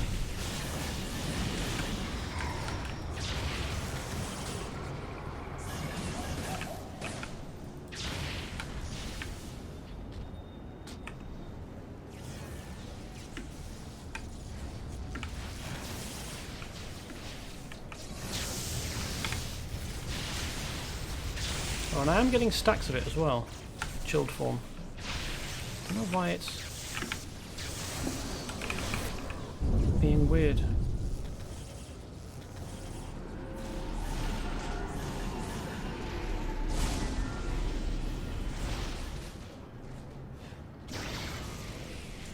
It would take, I think, an awful lot of confidence for... are almost all of us lightning powered? That's cool. For someone to invent a new superhero universe. I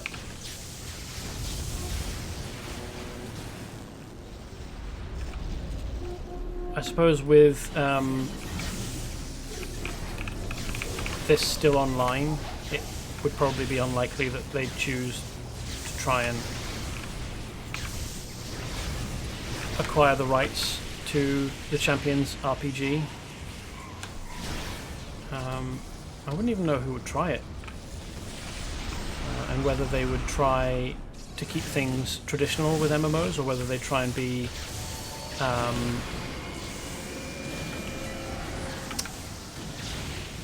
what's the word I'm looking for?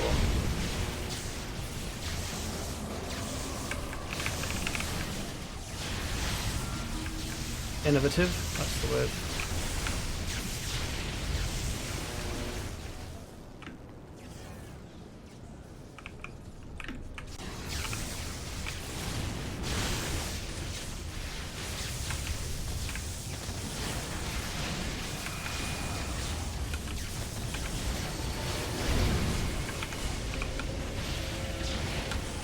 To be honest, I really very much enjoy the very heavy action game feel of DCUO. I really like the combat in that. It keeps me engaged, because story-wise, there actually isn't a huge amount of story in DCUO. You can get through it relatively quickly. Up to endgame, and then there is more endgame like modules, or a bit like adventure packs in this actually.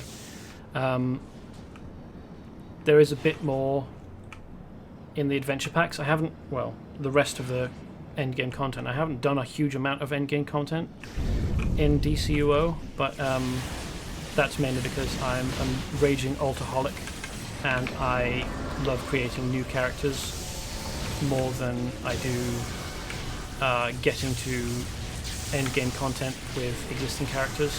And also, I know that MMOs are supposed to be massively multiplayer, like they're supposed to be more multiplayer games, but generally speaking, I play MMOs solo, and you can't really do endgame content solo.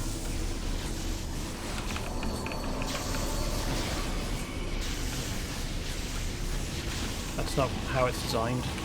It's nice when games are playable non-solo, solo rather. It's nice when games that are supposed to be built like multiplayer games are soloable, but I realise that it's not necessary in the design document.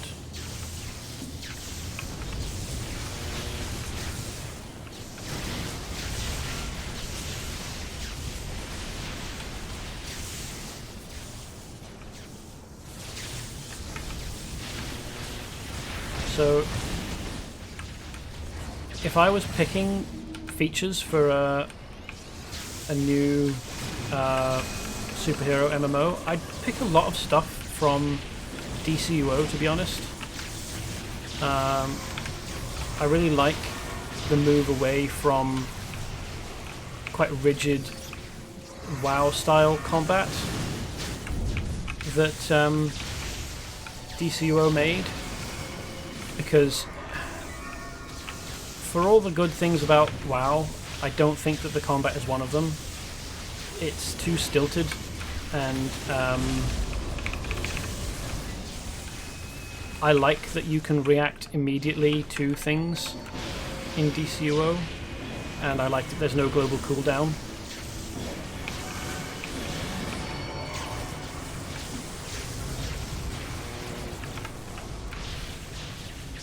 Ah, shit, we failed.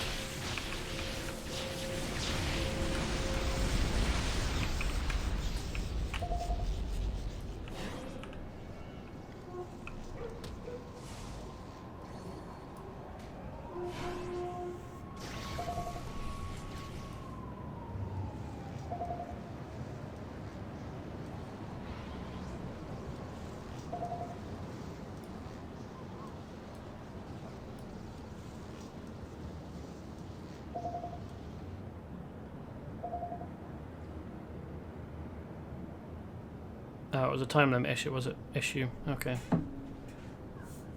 I would love the action combat with a completely destructible world using voxel technology. I don't think I've played a game using that technology. It might be a bit much to try and build an MMO that has a destructible world, like where you can carve out sections of the terrain. That probably works okay in single player.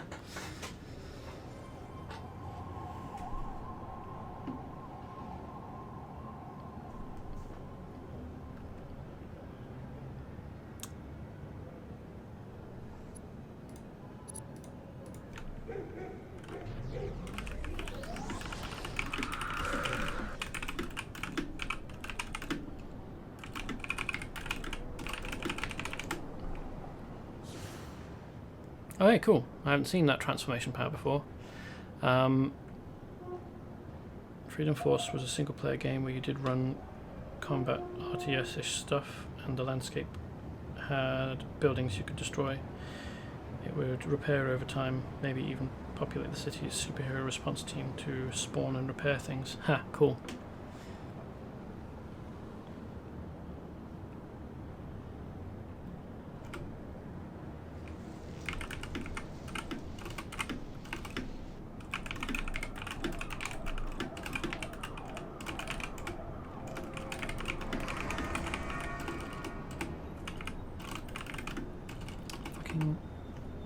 Press the right buttons, please.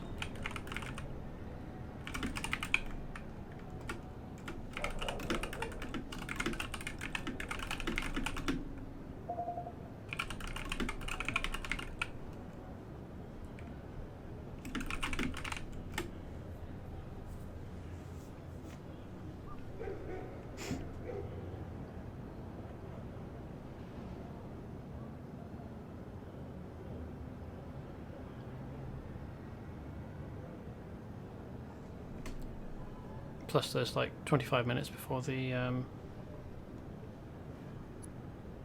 open world mission resets, so I think I'm going to leave the team and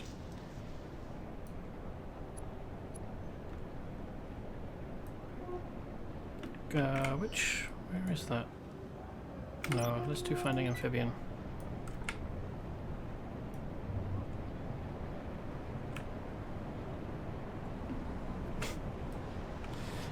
I'm clearly not a gigolo bolt, because gigolo is a term for a male escort or prostitute, and Technical Issues is obviously female.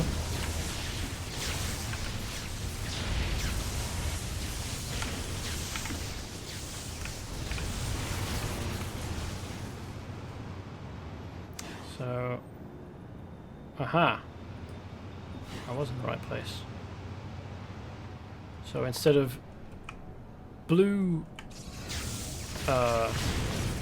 bioluminescent ooze being left behind, we've got green luminescent ooze. So I wonder what bodily fluid left this stuff behind.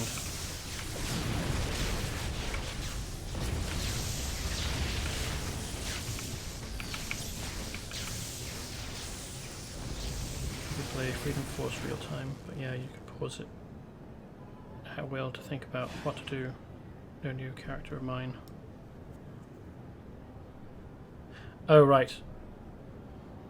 I misread you. I thought you said go finish Gigolo Bolt, but you are building a new character called Gigolo Bolt. Ah, fair enough. Happy to have given you a new stupid idea to try. Stupid ideas are the best ones.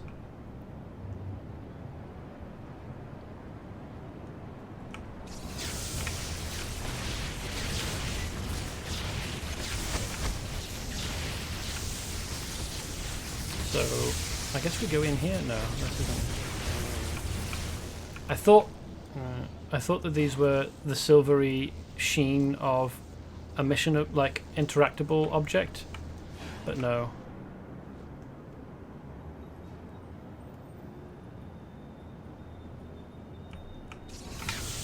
I thought that was a fairly short distance to have travelled for finding Amphibian.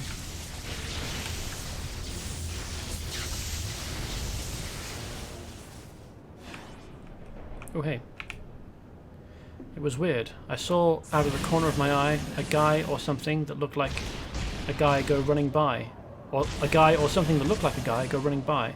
When I turned to look, I saw Amphibian chasing after the guy. There's a lot of guy in that sentence, which... Actually, in this case, because it's supposed to be speech and kind of like...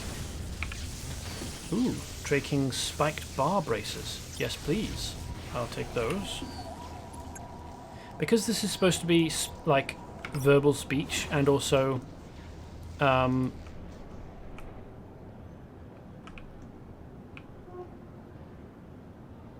of panicked, shocked verbal speech, it's permissible that you would... Because when you're actually having a conversation,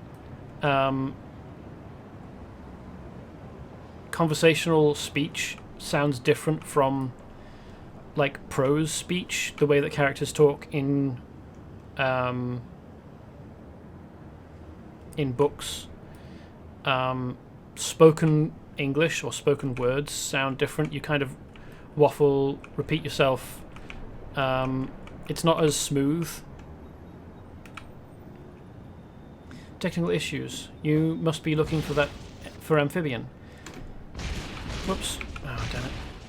How do I know that? Well, heroes never come one right after the other. Seeing as you came from the same direction, I can only assume you are looking for him. Well, fair enough. That makes sense. Sugarlobot will join Karen.exe and Basic White Girl. Yeah, at least it sounds like a funny electrical character. It was fun being on a team with 4 colours of lightning. I think, were we all lightning? I don't know that we... I don't know that Raven Force's character was lightning, but there were 4 colours of lightning at least. My playtime in Champions these days is basically me logging on, creating a new character, running around in circles, then logging off. Yeah. Sounds a lot like me. GI has red, Raven's character had blue, Phantasma was yellow, and her sidekick has purple. Ah, okay, it was the sidekick. I've been trying to gear up Arclight stuff. Basic blue lightning with Arclight. Ah, okay. So that was you.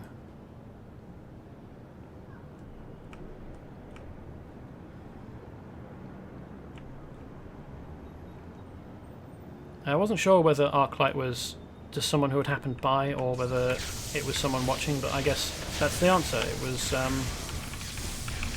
Captain Patriot, so thank you for coming along and helping out, Patriot. Which country are you a patriot of? Of course, no lightning here.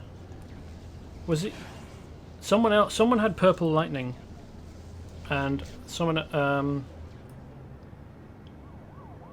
Mohawkman seemed to think it was your sidekick.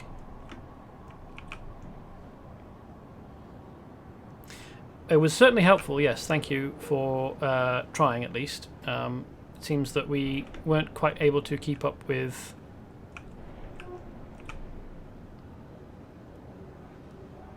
the content of, geez, what is it? King's Throng.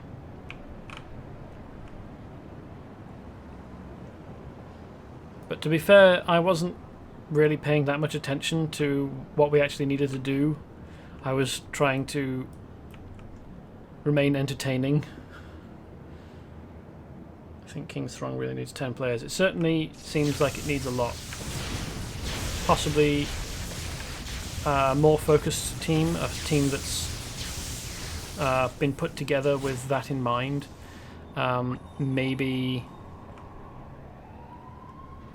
Maybe more players, maybe just a bit more focus. I don't know that I can. I don't know that I could do it with as many players as we had on stream, because if I'm on stream, I feel like I have a duty of entertainment.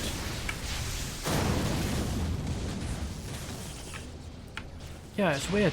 Cars just seem to do that around me. I don't know why. It's a mystery. It's a real puzzler, that. I have no idea what happens. I was on my way into the cemetery to visit my grandparents' grave when this thing pushed me out of the way. Hot on its heels was Amphibian.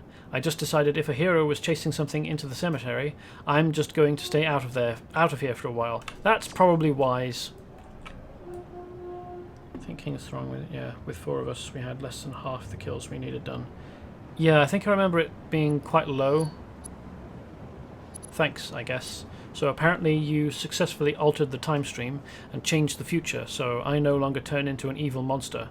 I guess I forgive you for ruining my wedding, so I'm going to help you head off the apocalypse. Return to Jurarig's garage and help prevent Thrakiel's minions, the Trey Kings and Nephilim, from stealing or destroying the time machine. I hid a key for you behind the garage. It's in a crate near an old armoured car and a statue. Get it and meet me in the garage. Okay. I don't know how much we actually did to stop him turning into a mutant. I mean,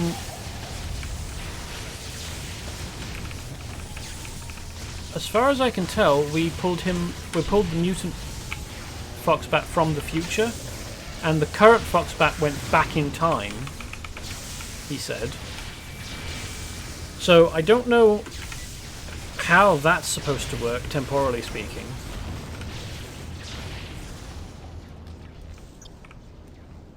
I don't know that I would claim that it did.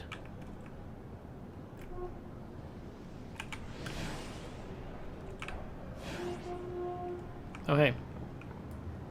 So there's an oncoming group of Sovereign Sons, and the moment that I talk to him, some Trey Kings will appear.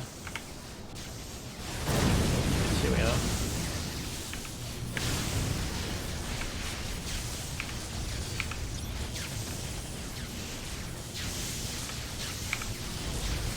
I was just trying to remember where I parked my car when Amphibian comes flying out of the cemetery, chased by some kind of something across the street, and then poof, disappeared. Ah, so Amphibian caught up with whatever it was he was chasing, and then it chased him.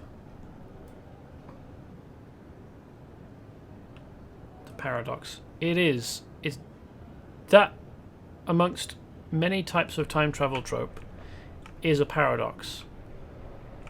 Where on earth are the footprints that I need to follow?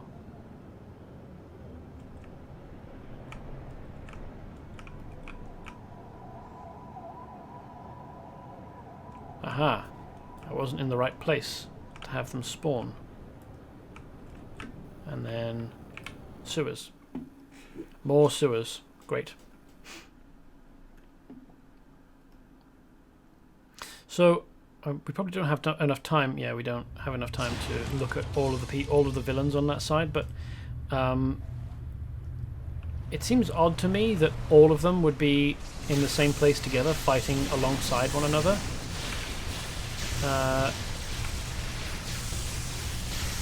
Because there was Hobgoblin, a mutated henchman, a perennial henchman to other people, other villains.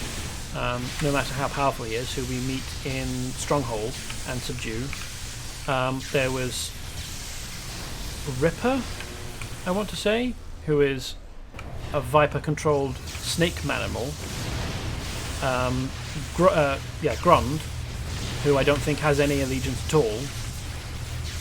Is it Amulet, who is Witchcraft's sister? I forget what her actual name is.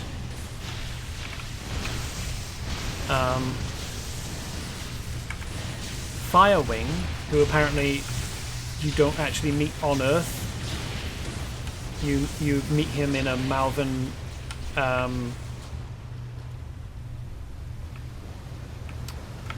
amphitheater for gladiators. Foxbat, who I don't think ever works alongside other Talisman. Oh, okay. I was close. Almost there. The only time I've seen Talisman work with someone who wasn't also magical and under her direct control, like mind control in the case of Leech, is the guy who we meet in... His name's not Gigaton, but it's something to do with radiation.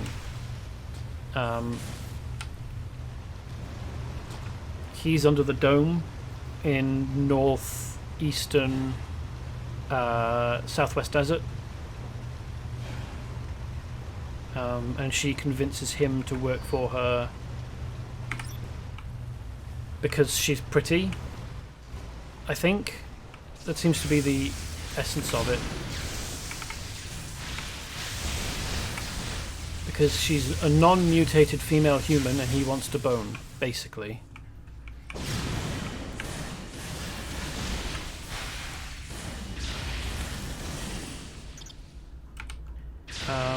Who else was there? Was Shadow Destroyer there? No, we do fight Gigaton, but he's underground.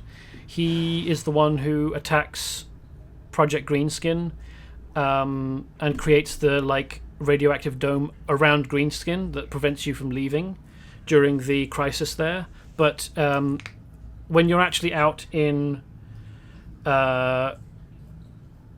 the Southwest Desert Zone in general, there is a section north of Project Greenskin that's like in a black and green radioactive canyon,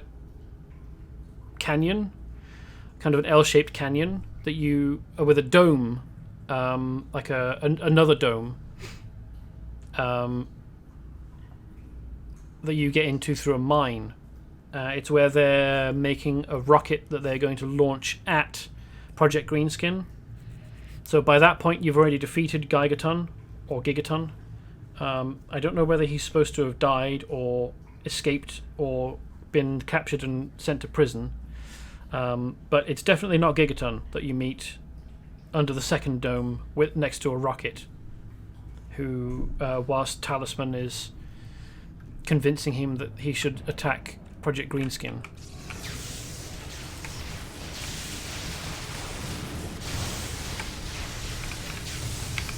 It looks like he's just a particularly powerful and influential Irradiate.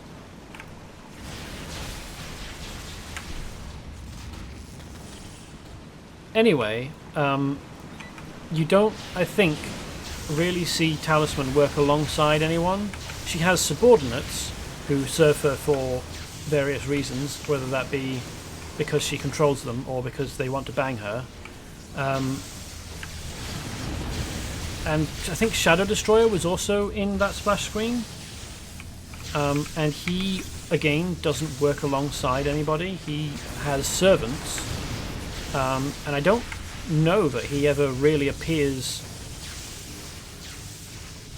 in this universe, except for towards the end of the Vibora Bay Apocalypse, where he appears to double-cross Thrakiel and try and take over his role in starting the apocalypse. So by coming back in time and averting that, we make it so that he never has a reason to come here.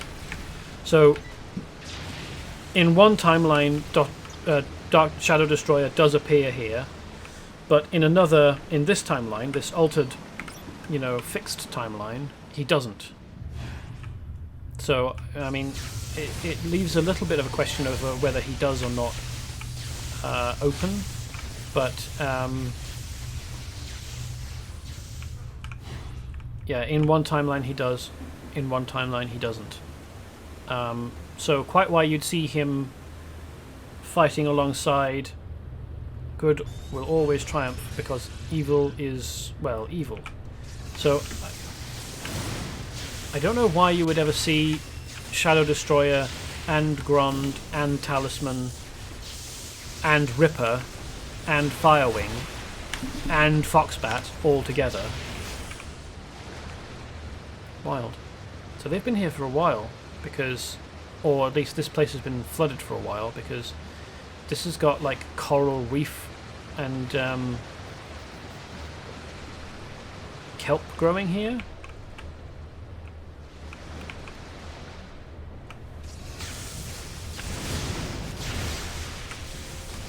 So I mean, I realise that they probably wanted to have an impressive splash screen with lots of villains and lots of heroes all like lined up, ready to attack. But actually stopping to think about it, it's very weird that you would have that particular collection of villains together. It's not weird that heroes would work together, because in basically all superhero fiction, even superheroes who don't particularly like one another will work together if it means stopping villains. Like, they will grit their teeth and, well, it's a trope, teeth clench teamwork. Like, they won't like it, and they'll stop working together as soon as they're able, but most of the time, superheroes as people working towards a common good will put the good of everyone ahead of their own egos. For the greater good, yes. I don't particularly like the phrase "the greater good," for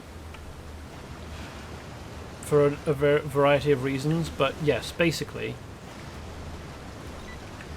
I wonder whether you can heal him meaningfully. I believe reinforcements should be here any moment. So be ready to fight. I'm always ready to fight. No worries there.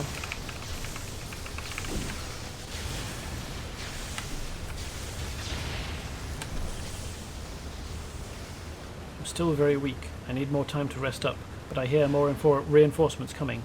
Heads up. I don't know quite how they managed... Oh no, it's not a closed door. It's just that there's another door on the other side. And he can't move, so I probably shouldn't leave anyway. Why did I use that attack? I wasn't near anymore. Oh well. So yes, I mean, even if any of the superheroes on the left side of the screen, of that splash screen, makes me think of Hot Fuzz. Yeah. Yeah, they do use For the Greater Good a lot in Hot Fuzz. Great film. But yeah, it makes me think of Harry Potter and Dumbledore and Grindelwald. But that's because I'm a different sort of nerd. Okay, I'm good. Good to go now. And it looks like not a moment too soon. Let's get this guy. I don't know if you could deal with an Akatal. But lucky for you... Oh no, he's got super strength. He's more useful than I thought he would be. Fair enough.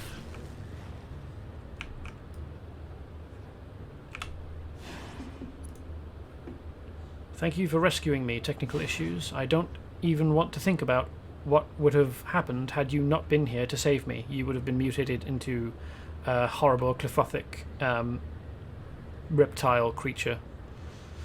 Don't worry about me. I'll stay down here and clean up the rest of the scum.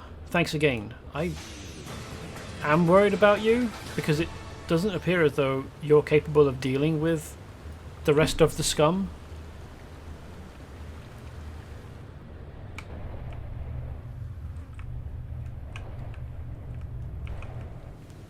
So, I managed somehow to unerringly find my way. I didn't know which way I was going there. I just guessed. So I think there was another door in here. There was certainly another door in here, and there is also another door here. So I somehow managed to find the correct route, despite not remembering the way, and not deliberately trying to find the end.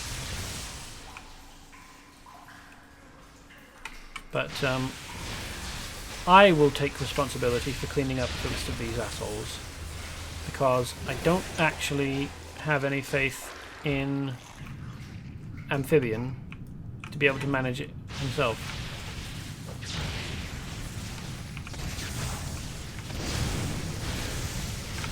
Given how he performed previously.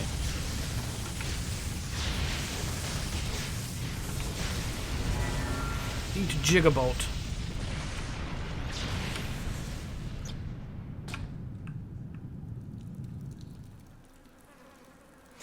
Ravenforce, how are you going about creating a particularly sexy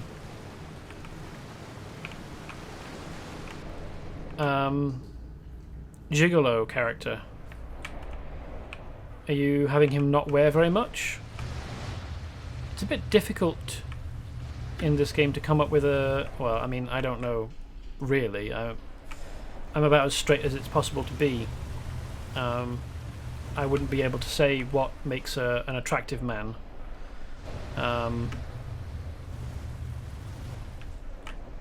So I guess I'm not the person to ask. But just wonder what traits you're going to play on for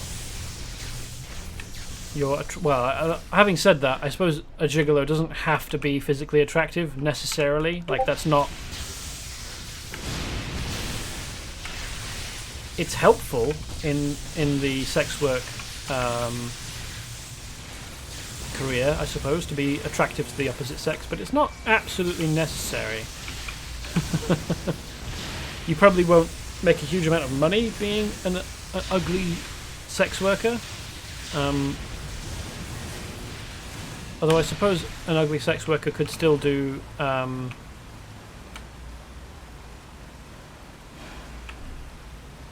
phone sex lines. Harry Potter analogy: the Champions universe has multiple cabals of magic users. Talisman is a member of a cabal, but most members of her cabal, which isn't demon, avoid drawing public attention despite being evil. Yeah, I think it's the Circle of the Blood Moon or something like that. You don't... Now that I think about it, you never really see any of Talisman's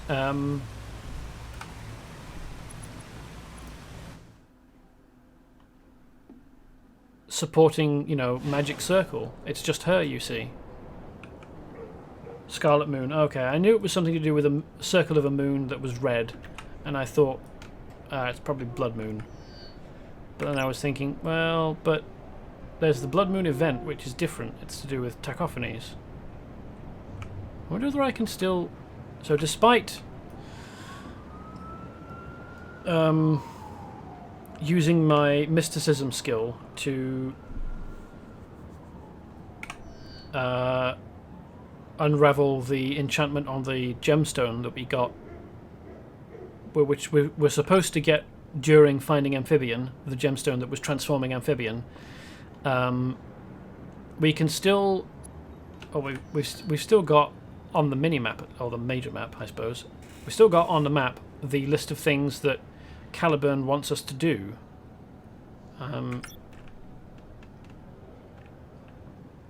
She turned her back on them to pursue more power. Oh, did they? Did she? Witchcraft used to be part of it, but decided they were too evil and left. Yeah, I know that Witchcraft and Talisman are sisters, and were brought up in the arcane tradition of the Circle of the Scarlet Moon, who were evil magic users. But Witchcraft decided she didn't want to be evil and left, and Talisman became even more talented than her parents and presumably, according to Ravenforce, left as well because they were holding her back, I guess. So, jury rig duty. Go to Clark Robinson's, which is odd. I mean, before this, we hadn't had any mention whatsoever of someone called Clark Robinson. It would have been nice if there'd been some mention of him. To, you know,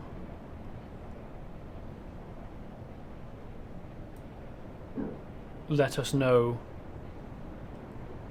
that he existed, and to, you know, put some groundwork in for him as a character, for us to have a reason to care that he's involved at all. I mean, at the moment, he's just a name.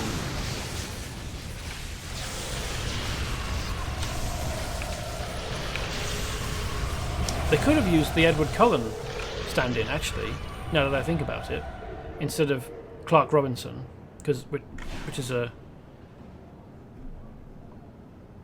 generic name. They could have used the Edward Cullen stand-in, because there's a vampire that they've got, that they've already established by having you fight him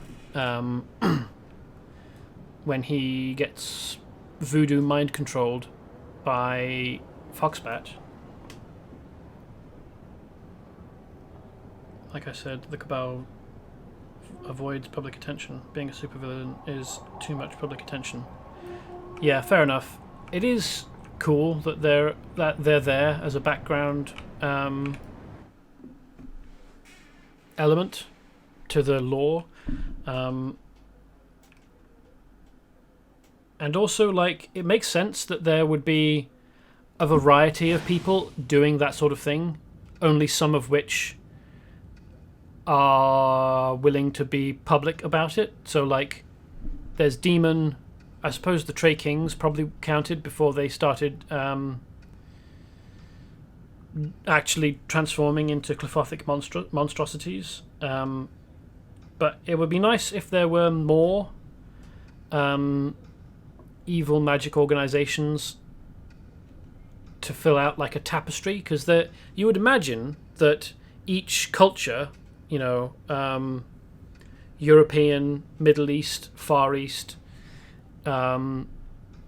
American, probably North American and South American separately, Oceanic, each sort of broad area, geological area, would have its own magical traditions and its own, like, magic organizations, some of whom are good, some of whom are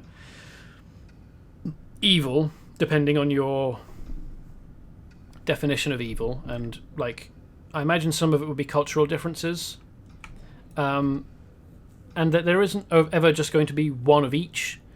So it would be nice to see more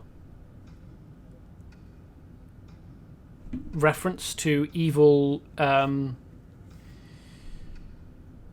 magical organizations, just only one of whom we ever actually interact with very much, in the same way as, like, it would be nice to see more organizations a bit like Viper or like Argent, who you see referenced but you don't interact with because they don't do, like, public villainy. The Circle's power grabs are more social and political than outright evil. There are many different organizations or groups out there, just don't run into them in-game. Fair enough. I mean, there probably are more referenced in the RPG rules, like the pen and paper rules, that just didn't make it into the game. I know that they simplified a lot of things, or a quantity of things, for the game, which is kind of a shame. But oh well.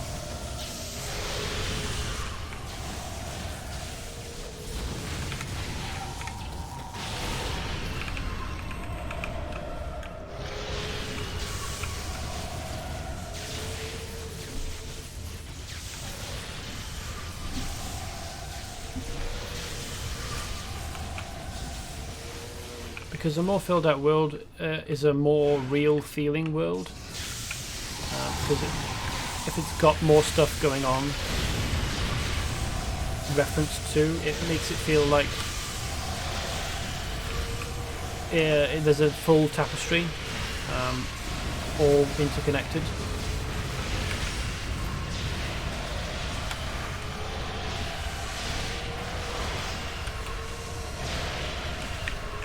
With just the things that you see in the game, it feels kind of small, kind of narrow, kind of restricted, incomplete. Oh, hello.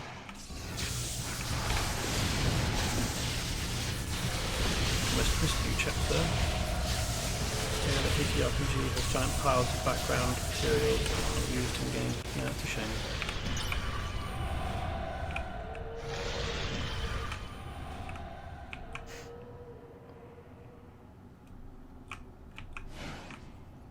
Huh.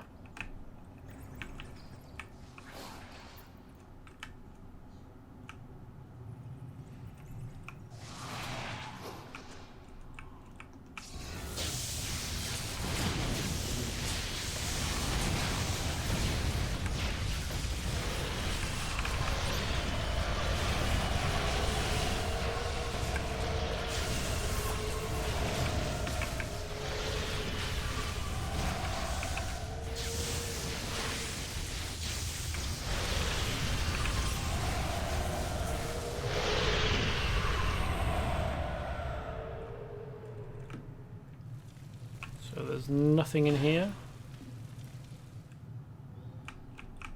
Just enemies.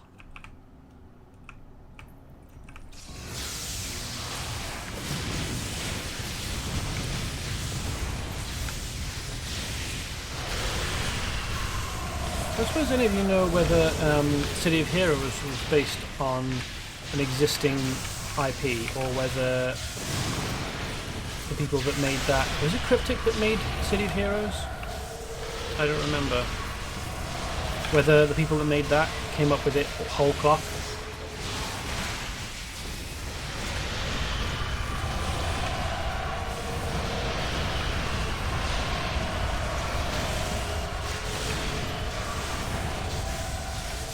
Oh, this is the same vampire film as was being shown in the other massive leather chair,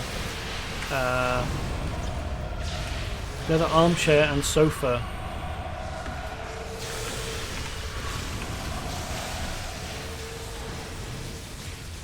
Private cinema in the other house that we fought in.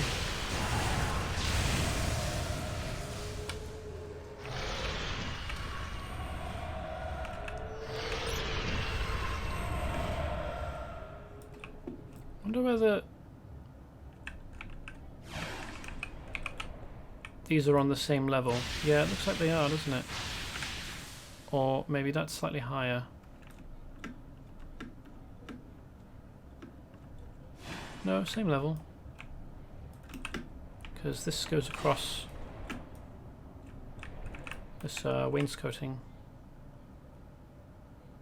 Paneling on the walls goes across all the way. So this is one floor, and then presumably the floor underneath just has a dip in the ceiling. It's a very low ceiling, and the floor below.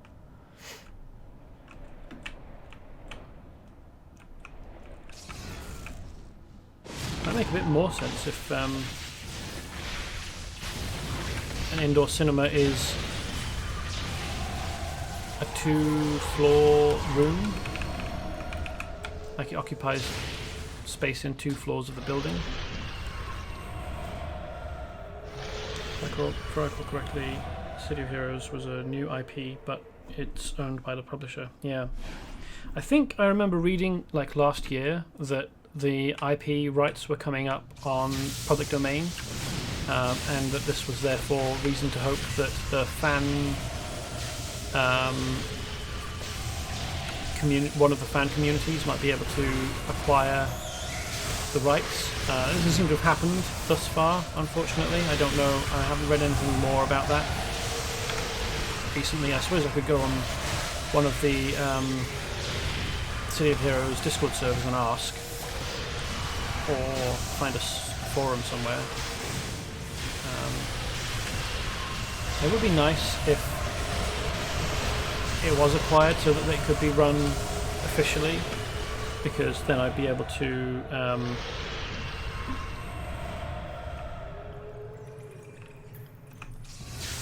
play it on stream officially. So even though Cryptic created it, they don't really own it. Ah, okay.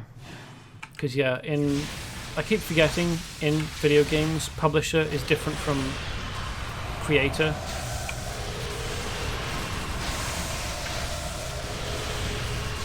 Or developer, I suppose is the technical term.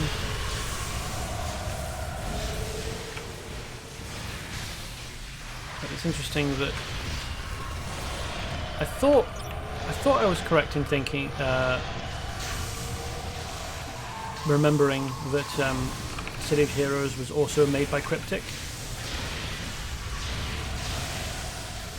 I just wasn't absolutely sure, because I thought it was a little bit odd would have been a little bit odd if both City of Heroes and Champions Online were made by the same developer, but turns out they were.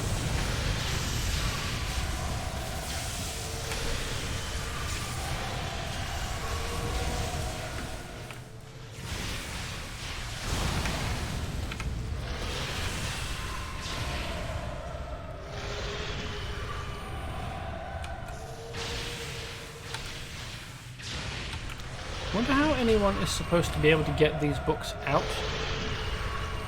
It doesn't look like this is hinged at all, like so it could fold out. I suppose you'd take books out of here and then move them along, wouldn't you?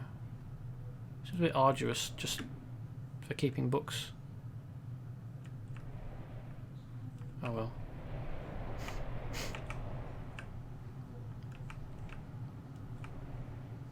Where else am I supposed to go? Oh, this way, okay.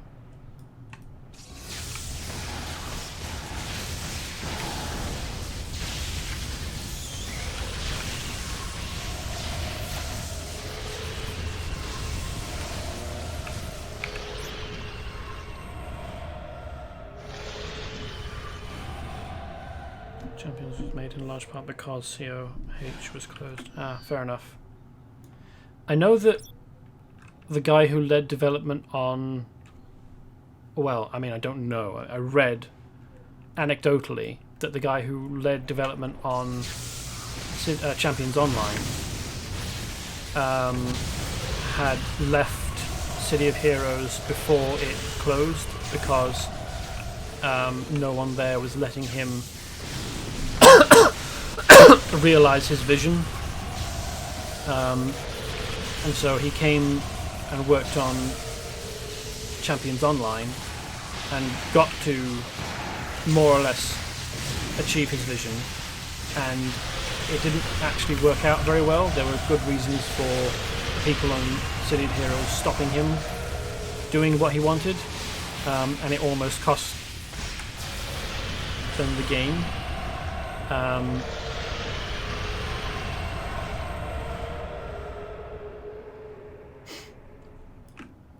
Hey, I've partially destroyed a Cobra statue for some reason.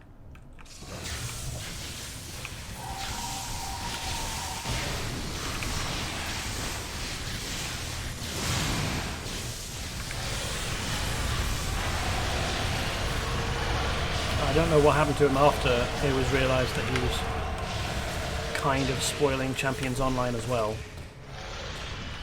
Perhaps he left.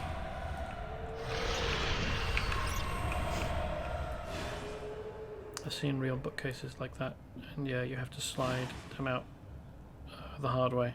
Ah, okay, fair enough. Is this Viper gear? This looks a lot like Viper's stuff. Particularly the destroyed snake statue.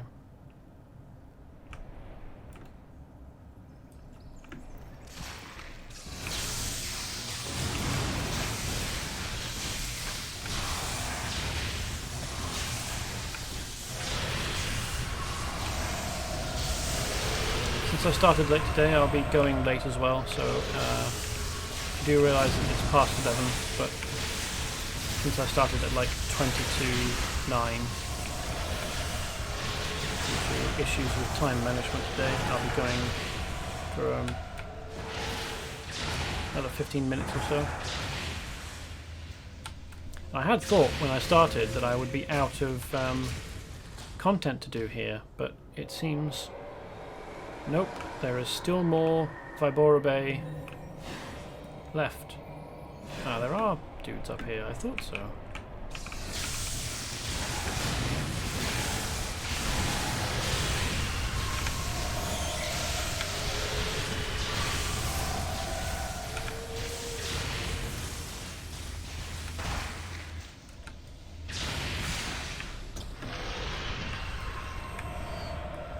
So we started here on the first floor, or ground floor, went up a floor and through a bunch of corridors, a dining room, a study, a cinema, which was impinging slightly on the floor below,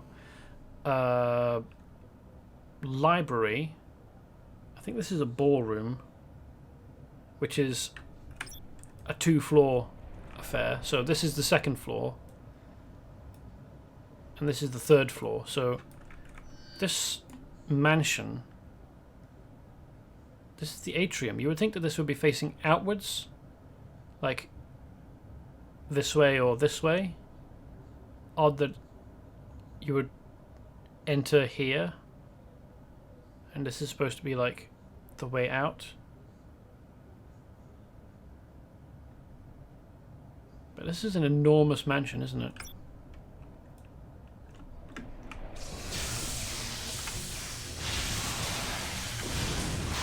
I suppose vampires are supposed to be very rich.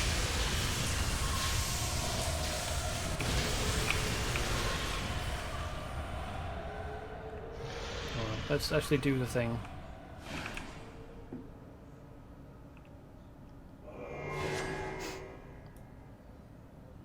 Oh no! Your foot! It's phased back into the matter of your bioreamaterializer.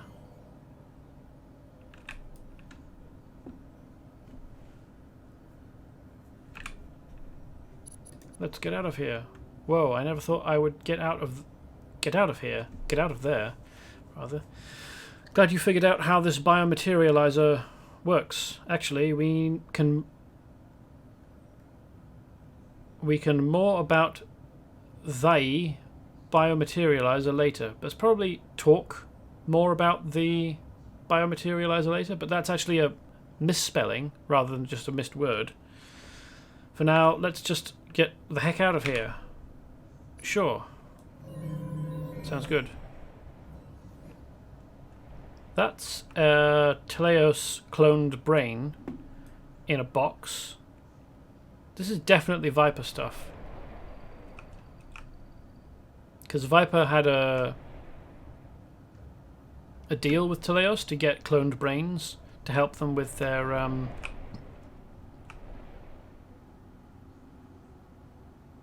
Project Awakening developments. Are we going to get ambushed or what?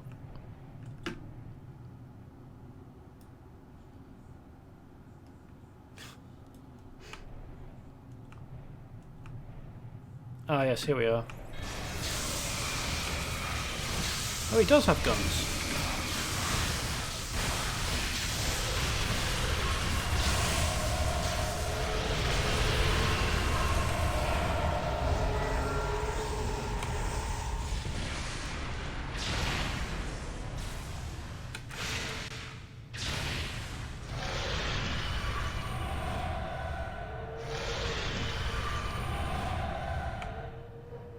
Wrong way.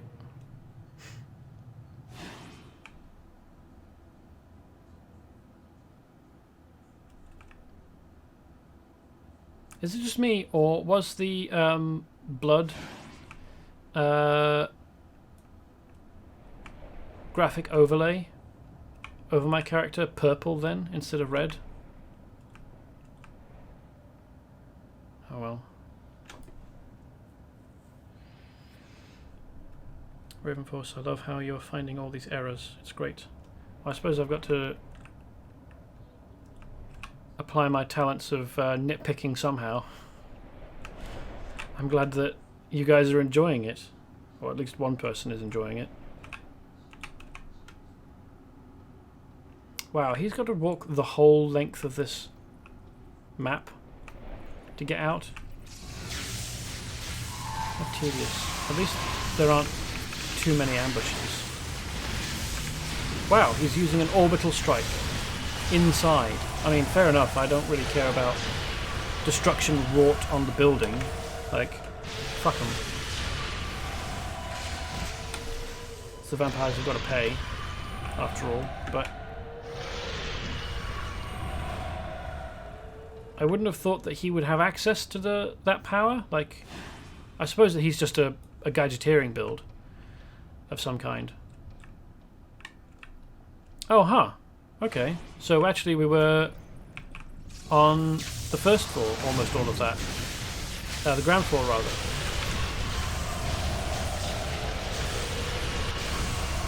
So we came up to the first floor and then almost immediately descended again. Didn't remember.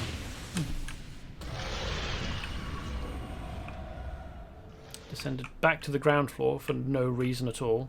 I mean, there's barely anything up here. I suppose there's a couple of doorways off this way, which would mean that the building here is even larger. Oh no!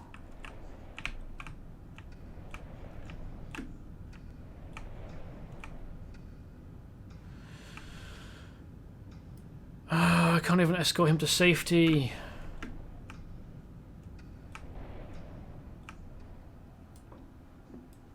Don't want to do this again. Come on, jury rig. Snap out of it. Is there any way of resetting him without resetting the whole map?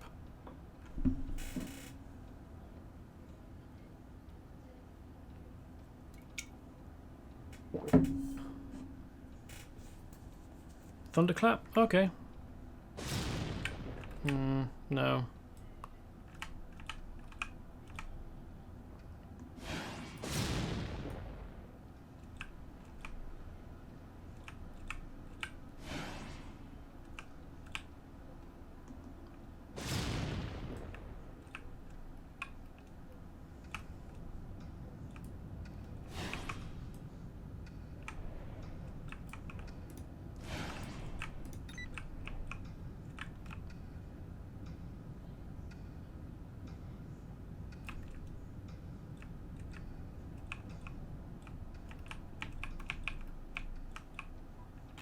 Move!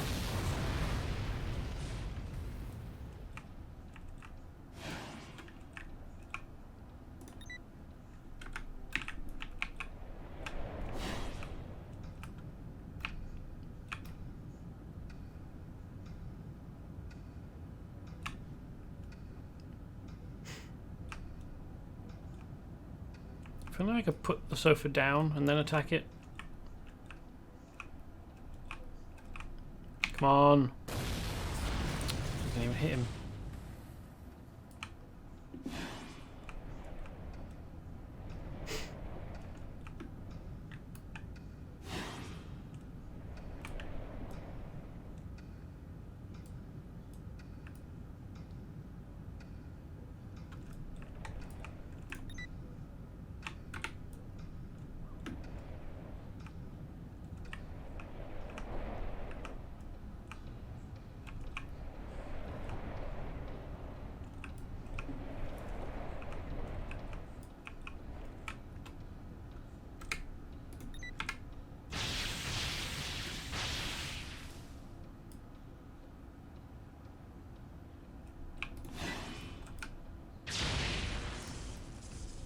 Can't enter combat. Not really. I mean, maybe I'll have to hope that there's someone left that I missed, but I was pretty thorough.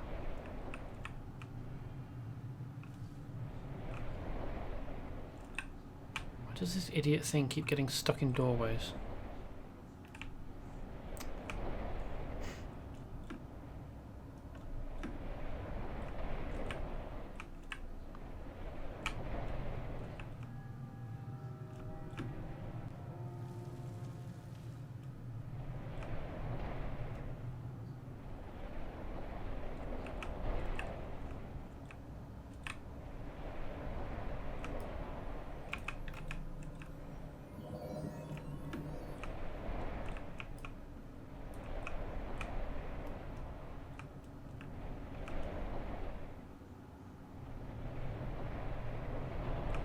It's the wrong way.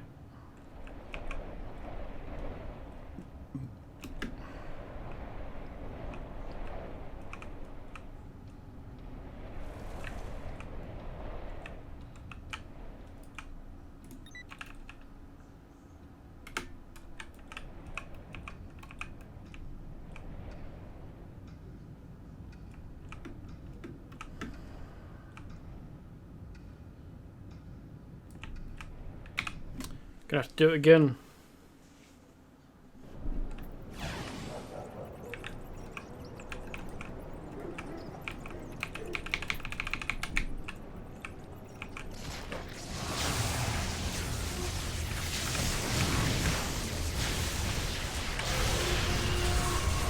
But I can't!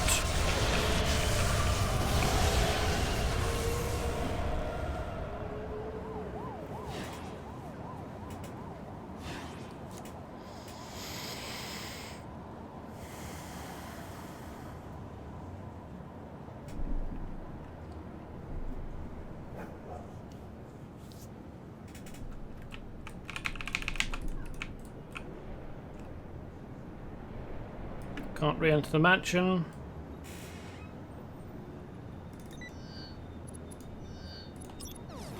Fuck's sake.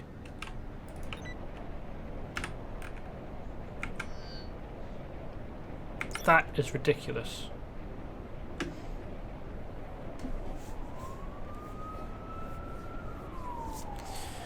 Hopefully getting the core will just be a matter of turning on the generator and then checking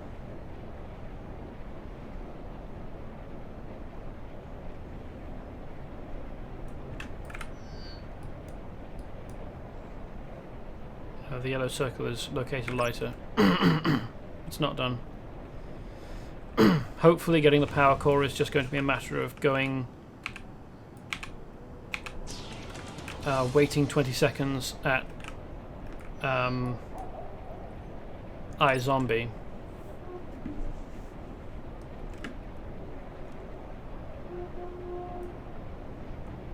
No, it wasn't. It didn't complete because one of the objectives was escort jury rig outside, and it wasn't complete.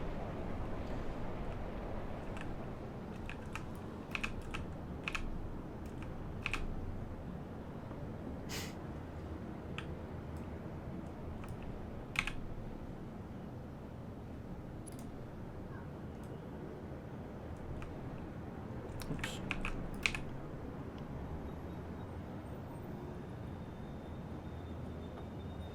No, it didn't.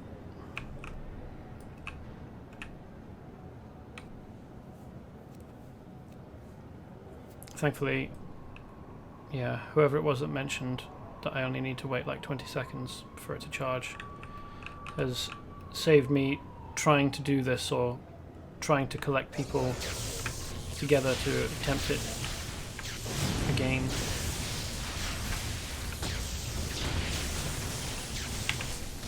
I think this indicates that it's charged. Yes, fantastic. I can fuck off.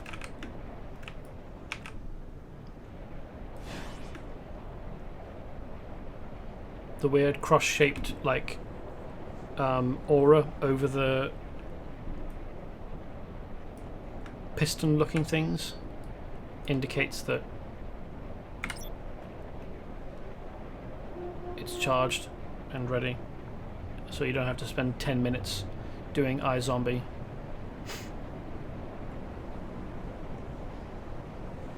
Yeah, the mission definitely broke because jury rig got stuck, or he stopped when I started to deal with probably the last ambush, which makes it even more frustrating. Oh no, wrong massive mansion, I guess. This mansion is definitely not big enough for what we find inside, is it? So, jury rig got stuck because I went ahead, I suppose, and he stopped because I was in combat and then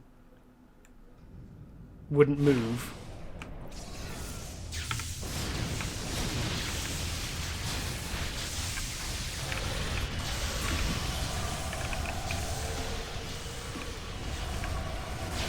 nice that there's geometry on the ceiling that I can get stuck on, so I can't just drift. I mean, well, it is nice that the addition is there, but it's also kind of annoying. It's not necessary. It's an odd place to have put a bit of effort into the environment. Like, of all the places you could have spent the time making sure that the ceiling is correctly vaulted in the fancy mansion map. It's an odd one.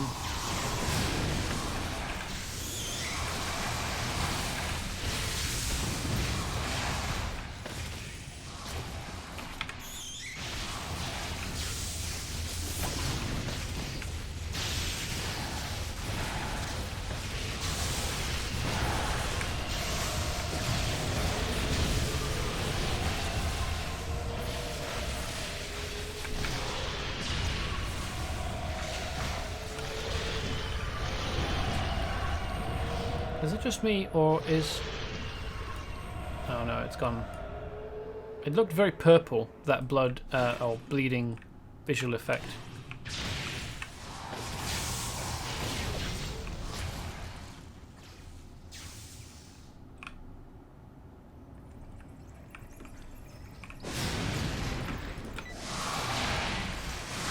No, that's the chair, not the feeder.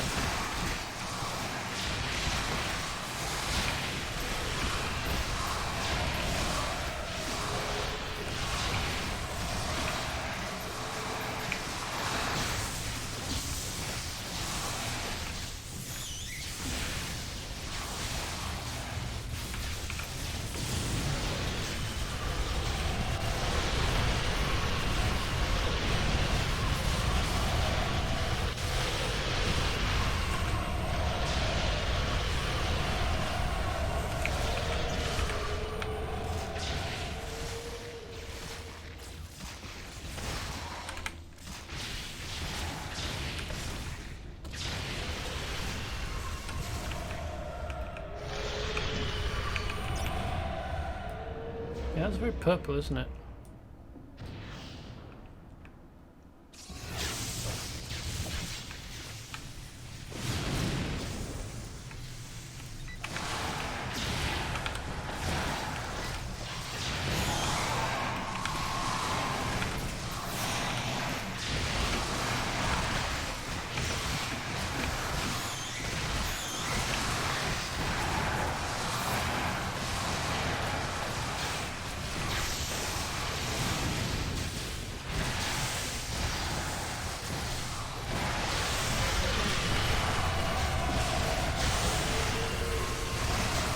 Actually doing me some damage.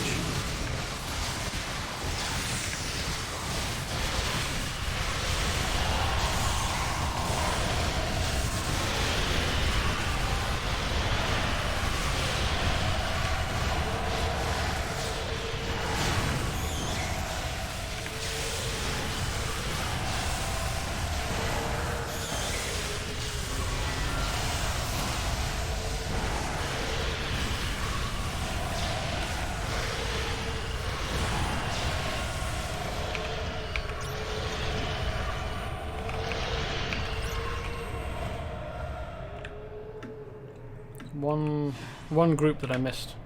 Wow. Oh no, there's another. Just lost interest.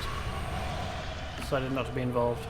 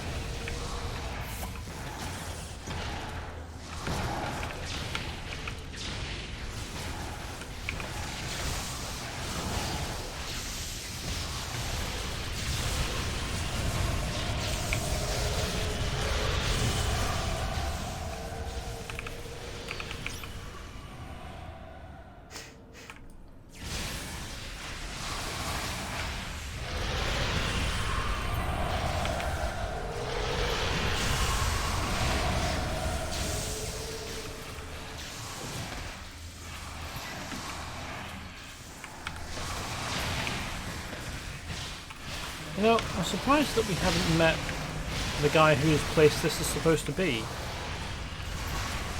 Mr. Generic Name.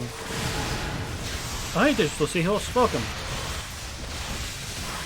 I'm playing a little bit late because I started late. Mismanaged my time and realised I hadn't eaten when it was about starting time. So I ended up beginning 22:09, I think, which means it's probably about time to stop now, but well, we'll just finish this mission again, because the guy I'm supposed to escort out stopped right before the entrance, bugged out. The fact told you you were bending over too long sorting laundry. Ah, fair enough.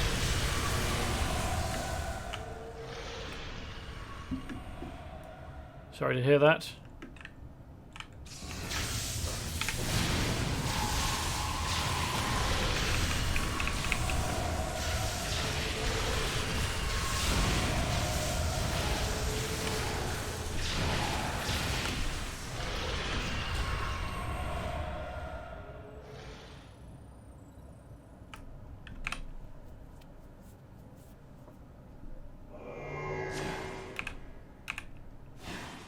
Let's get out of here. Yeah, let's do that.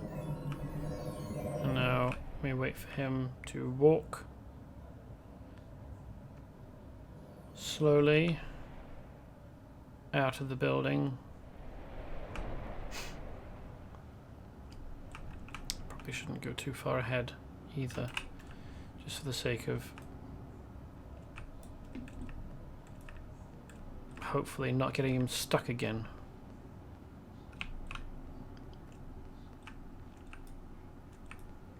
As I recall, the first ambush doesn't actually show up for... Why do they need so many tables?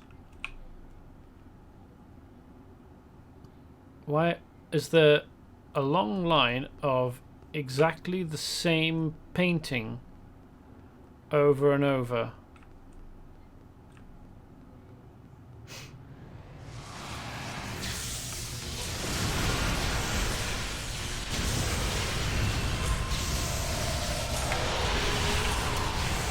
Jury Rig's not in trouble, is he? He's got a force field and loads of health.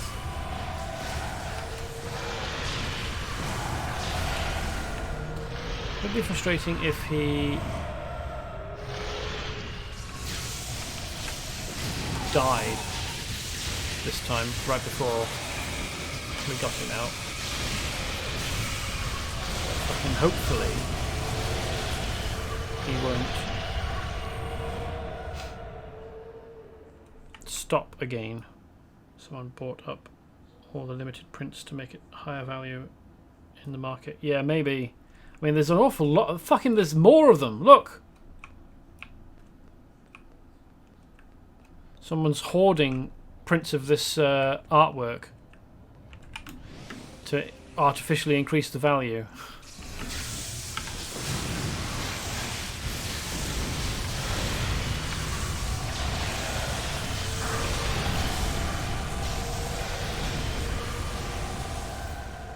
Yes, I am walking on the ground for the purposes of making sure that I don't outpace Jury Rig and make him get stuck again. Is there even more no, they're different paintings this time.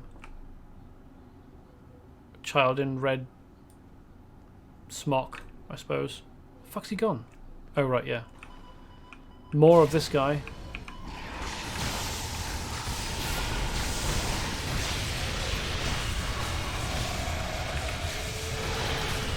I wonder how many prints of that one person there are in this building.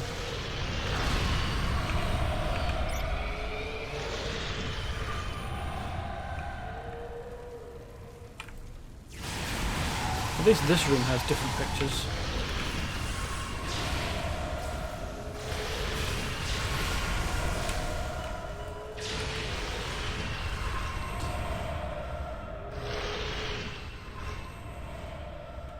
There he is again. He's everywhere.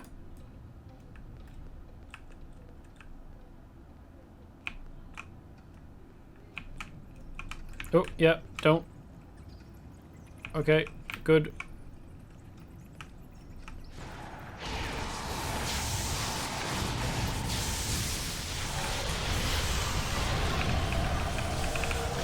Yeah, the first time I tried this mission, he got stuck on the stairs down here because I had gone ahead and defeated these guys, and I couldn't get him moving again. And then when I left, because the only way to reset a mission is to leave it, and if you do that, all of the enemies get reset as well. There we go. I can take it from here. Wow.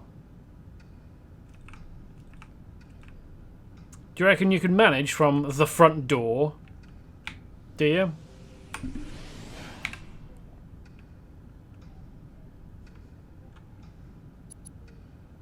What? You have to help me. The New Shadows want me dead because I have learned the truth about their organization. Everybody thinks that Clark Robinson is the kingpin of the New Shadows, but we know that he isn't. We met Vladik Dracul during the Apocalypse. We already know that whoever Clark Robinson is, he's not the leader.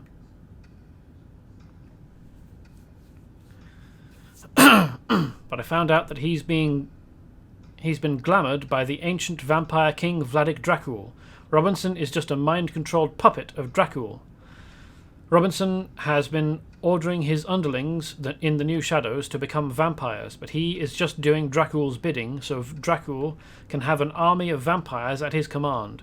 Soon Dracul will have enough vampires to take over all of Vibora Bay. You have to do something. Yeah, fair enough. Alright, let's exit. Jury rig is lost without his technical issues. Well, I hope I don't become his minder, for fuck's sake. If anyone does, I kind of hope that it's Black Mask. But anyway, so I think that's it for today. I'll be back again on Wednesday. I intend to aim to start at 8. I might miss again. You never know.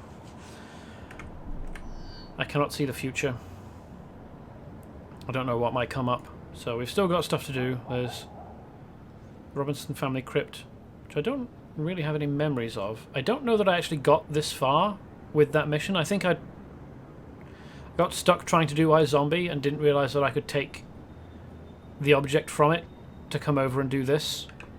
So I don't think I ever actually got this far in this quest chain with any other character. So it'll be interesting to see what happens in the Robinson Family Crypt. We've got hand-ins.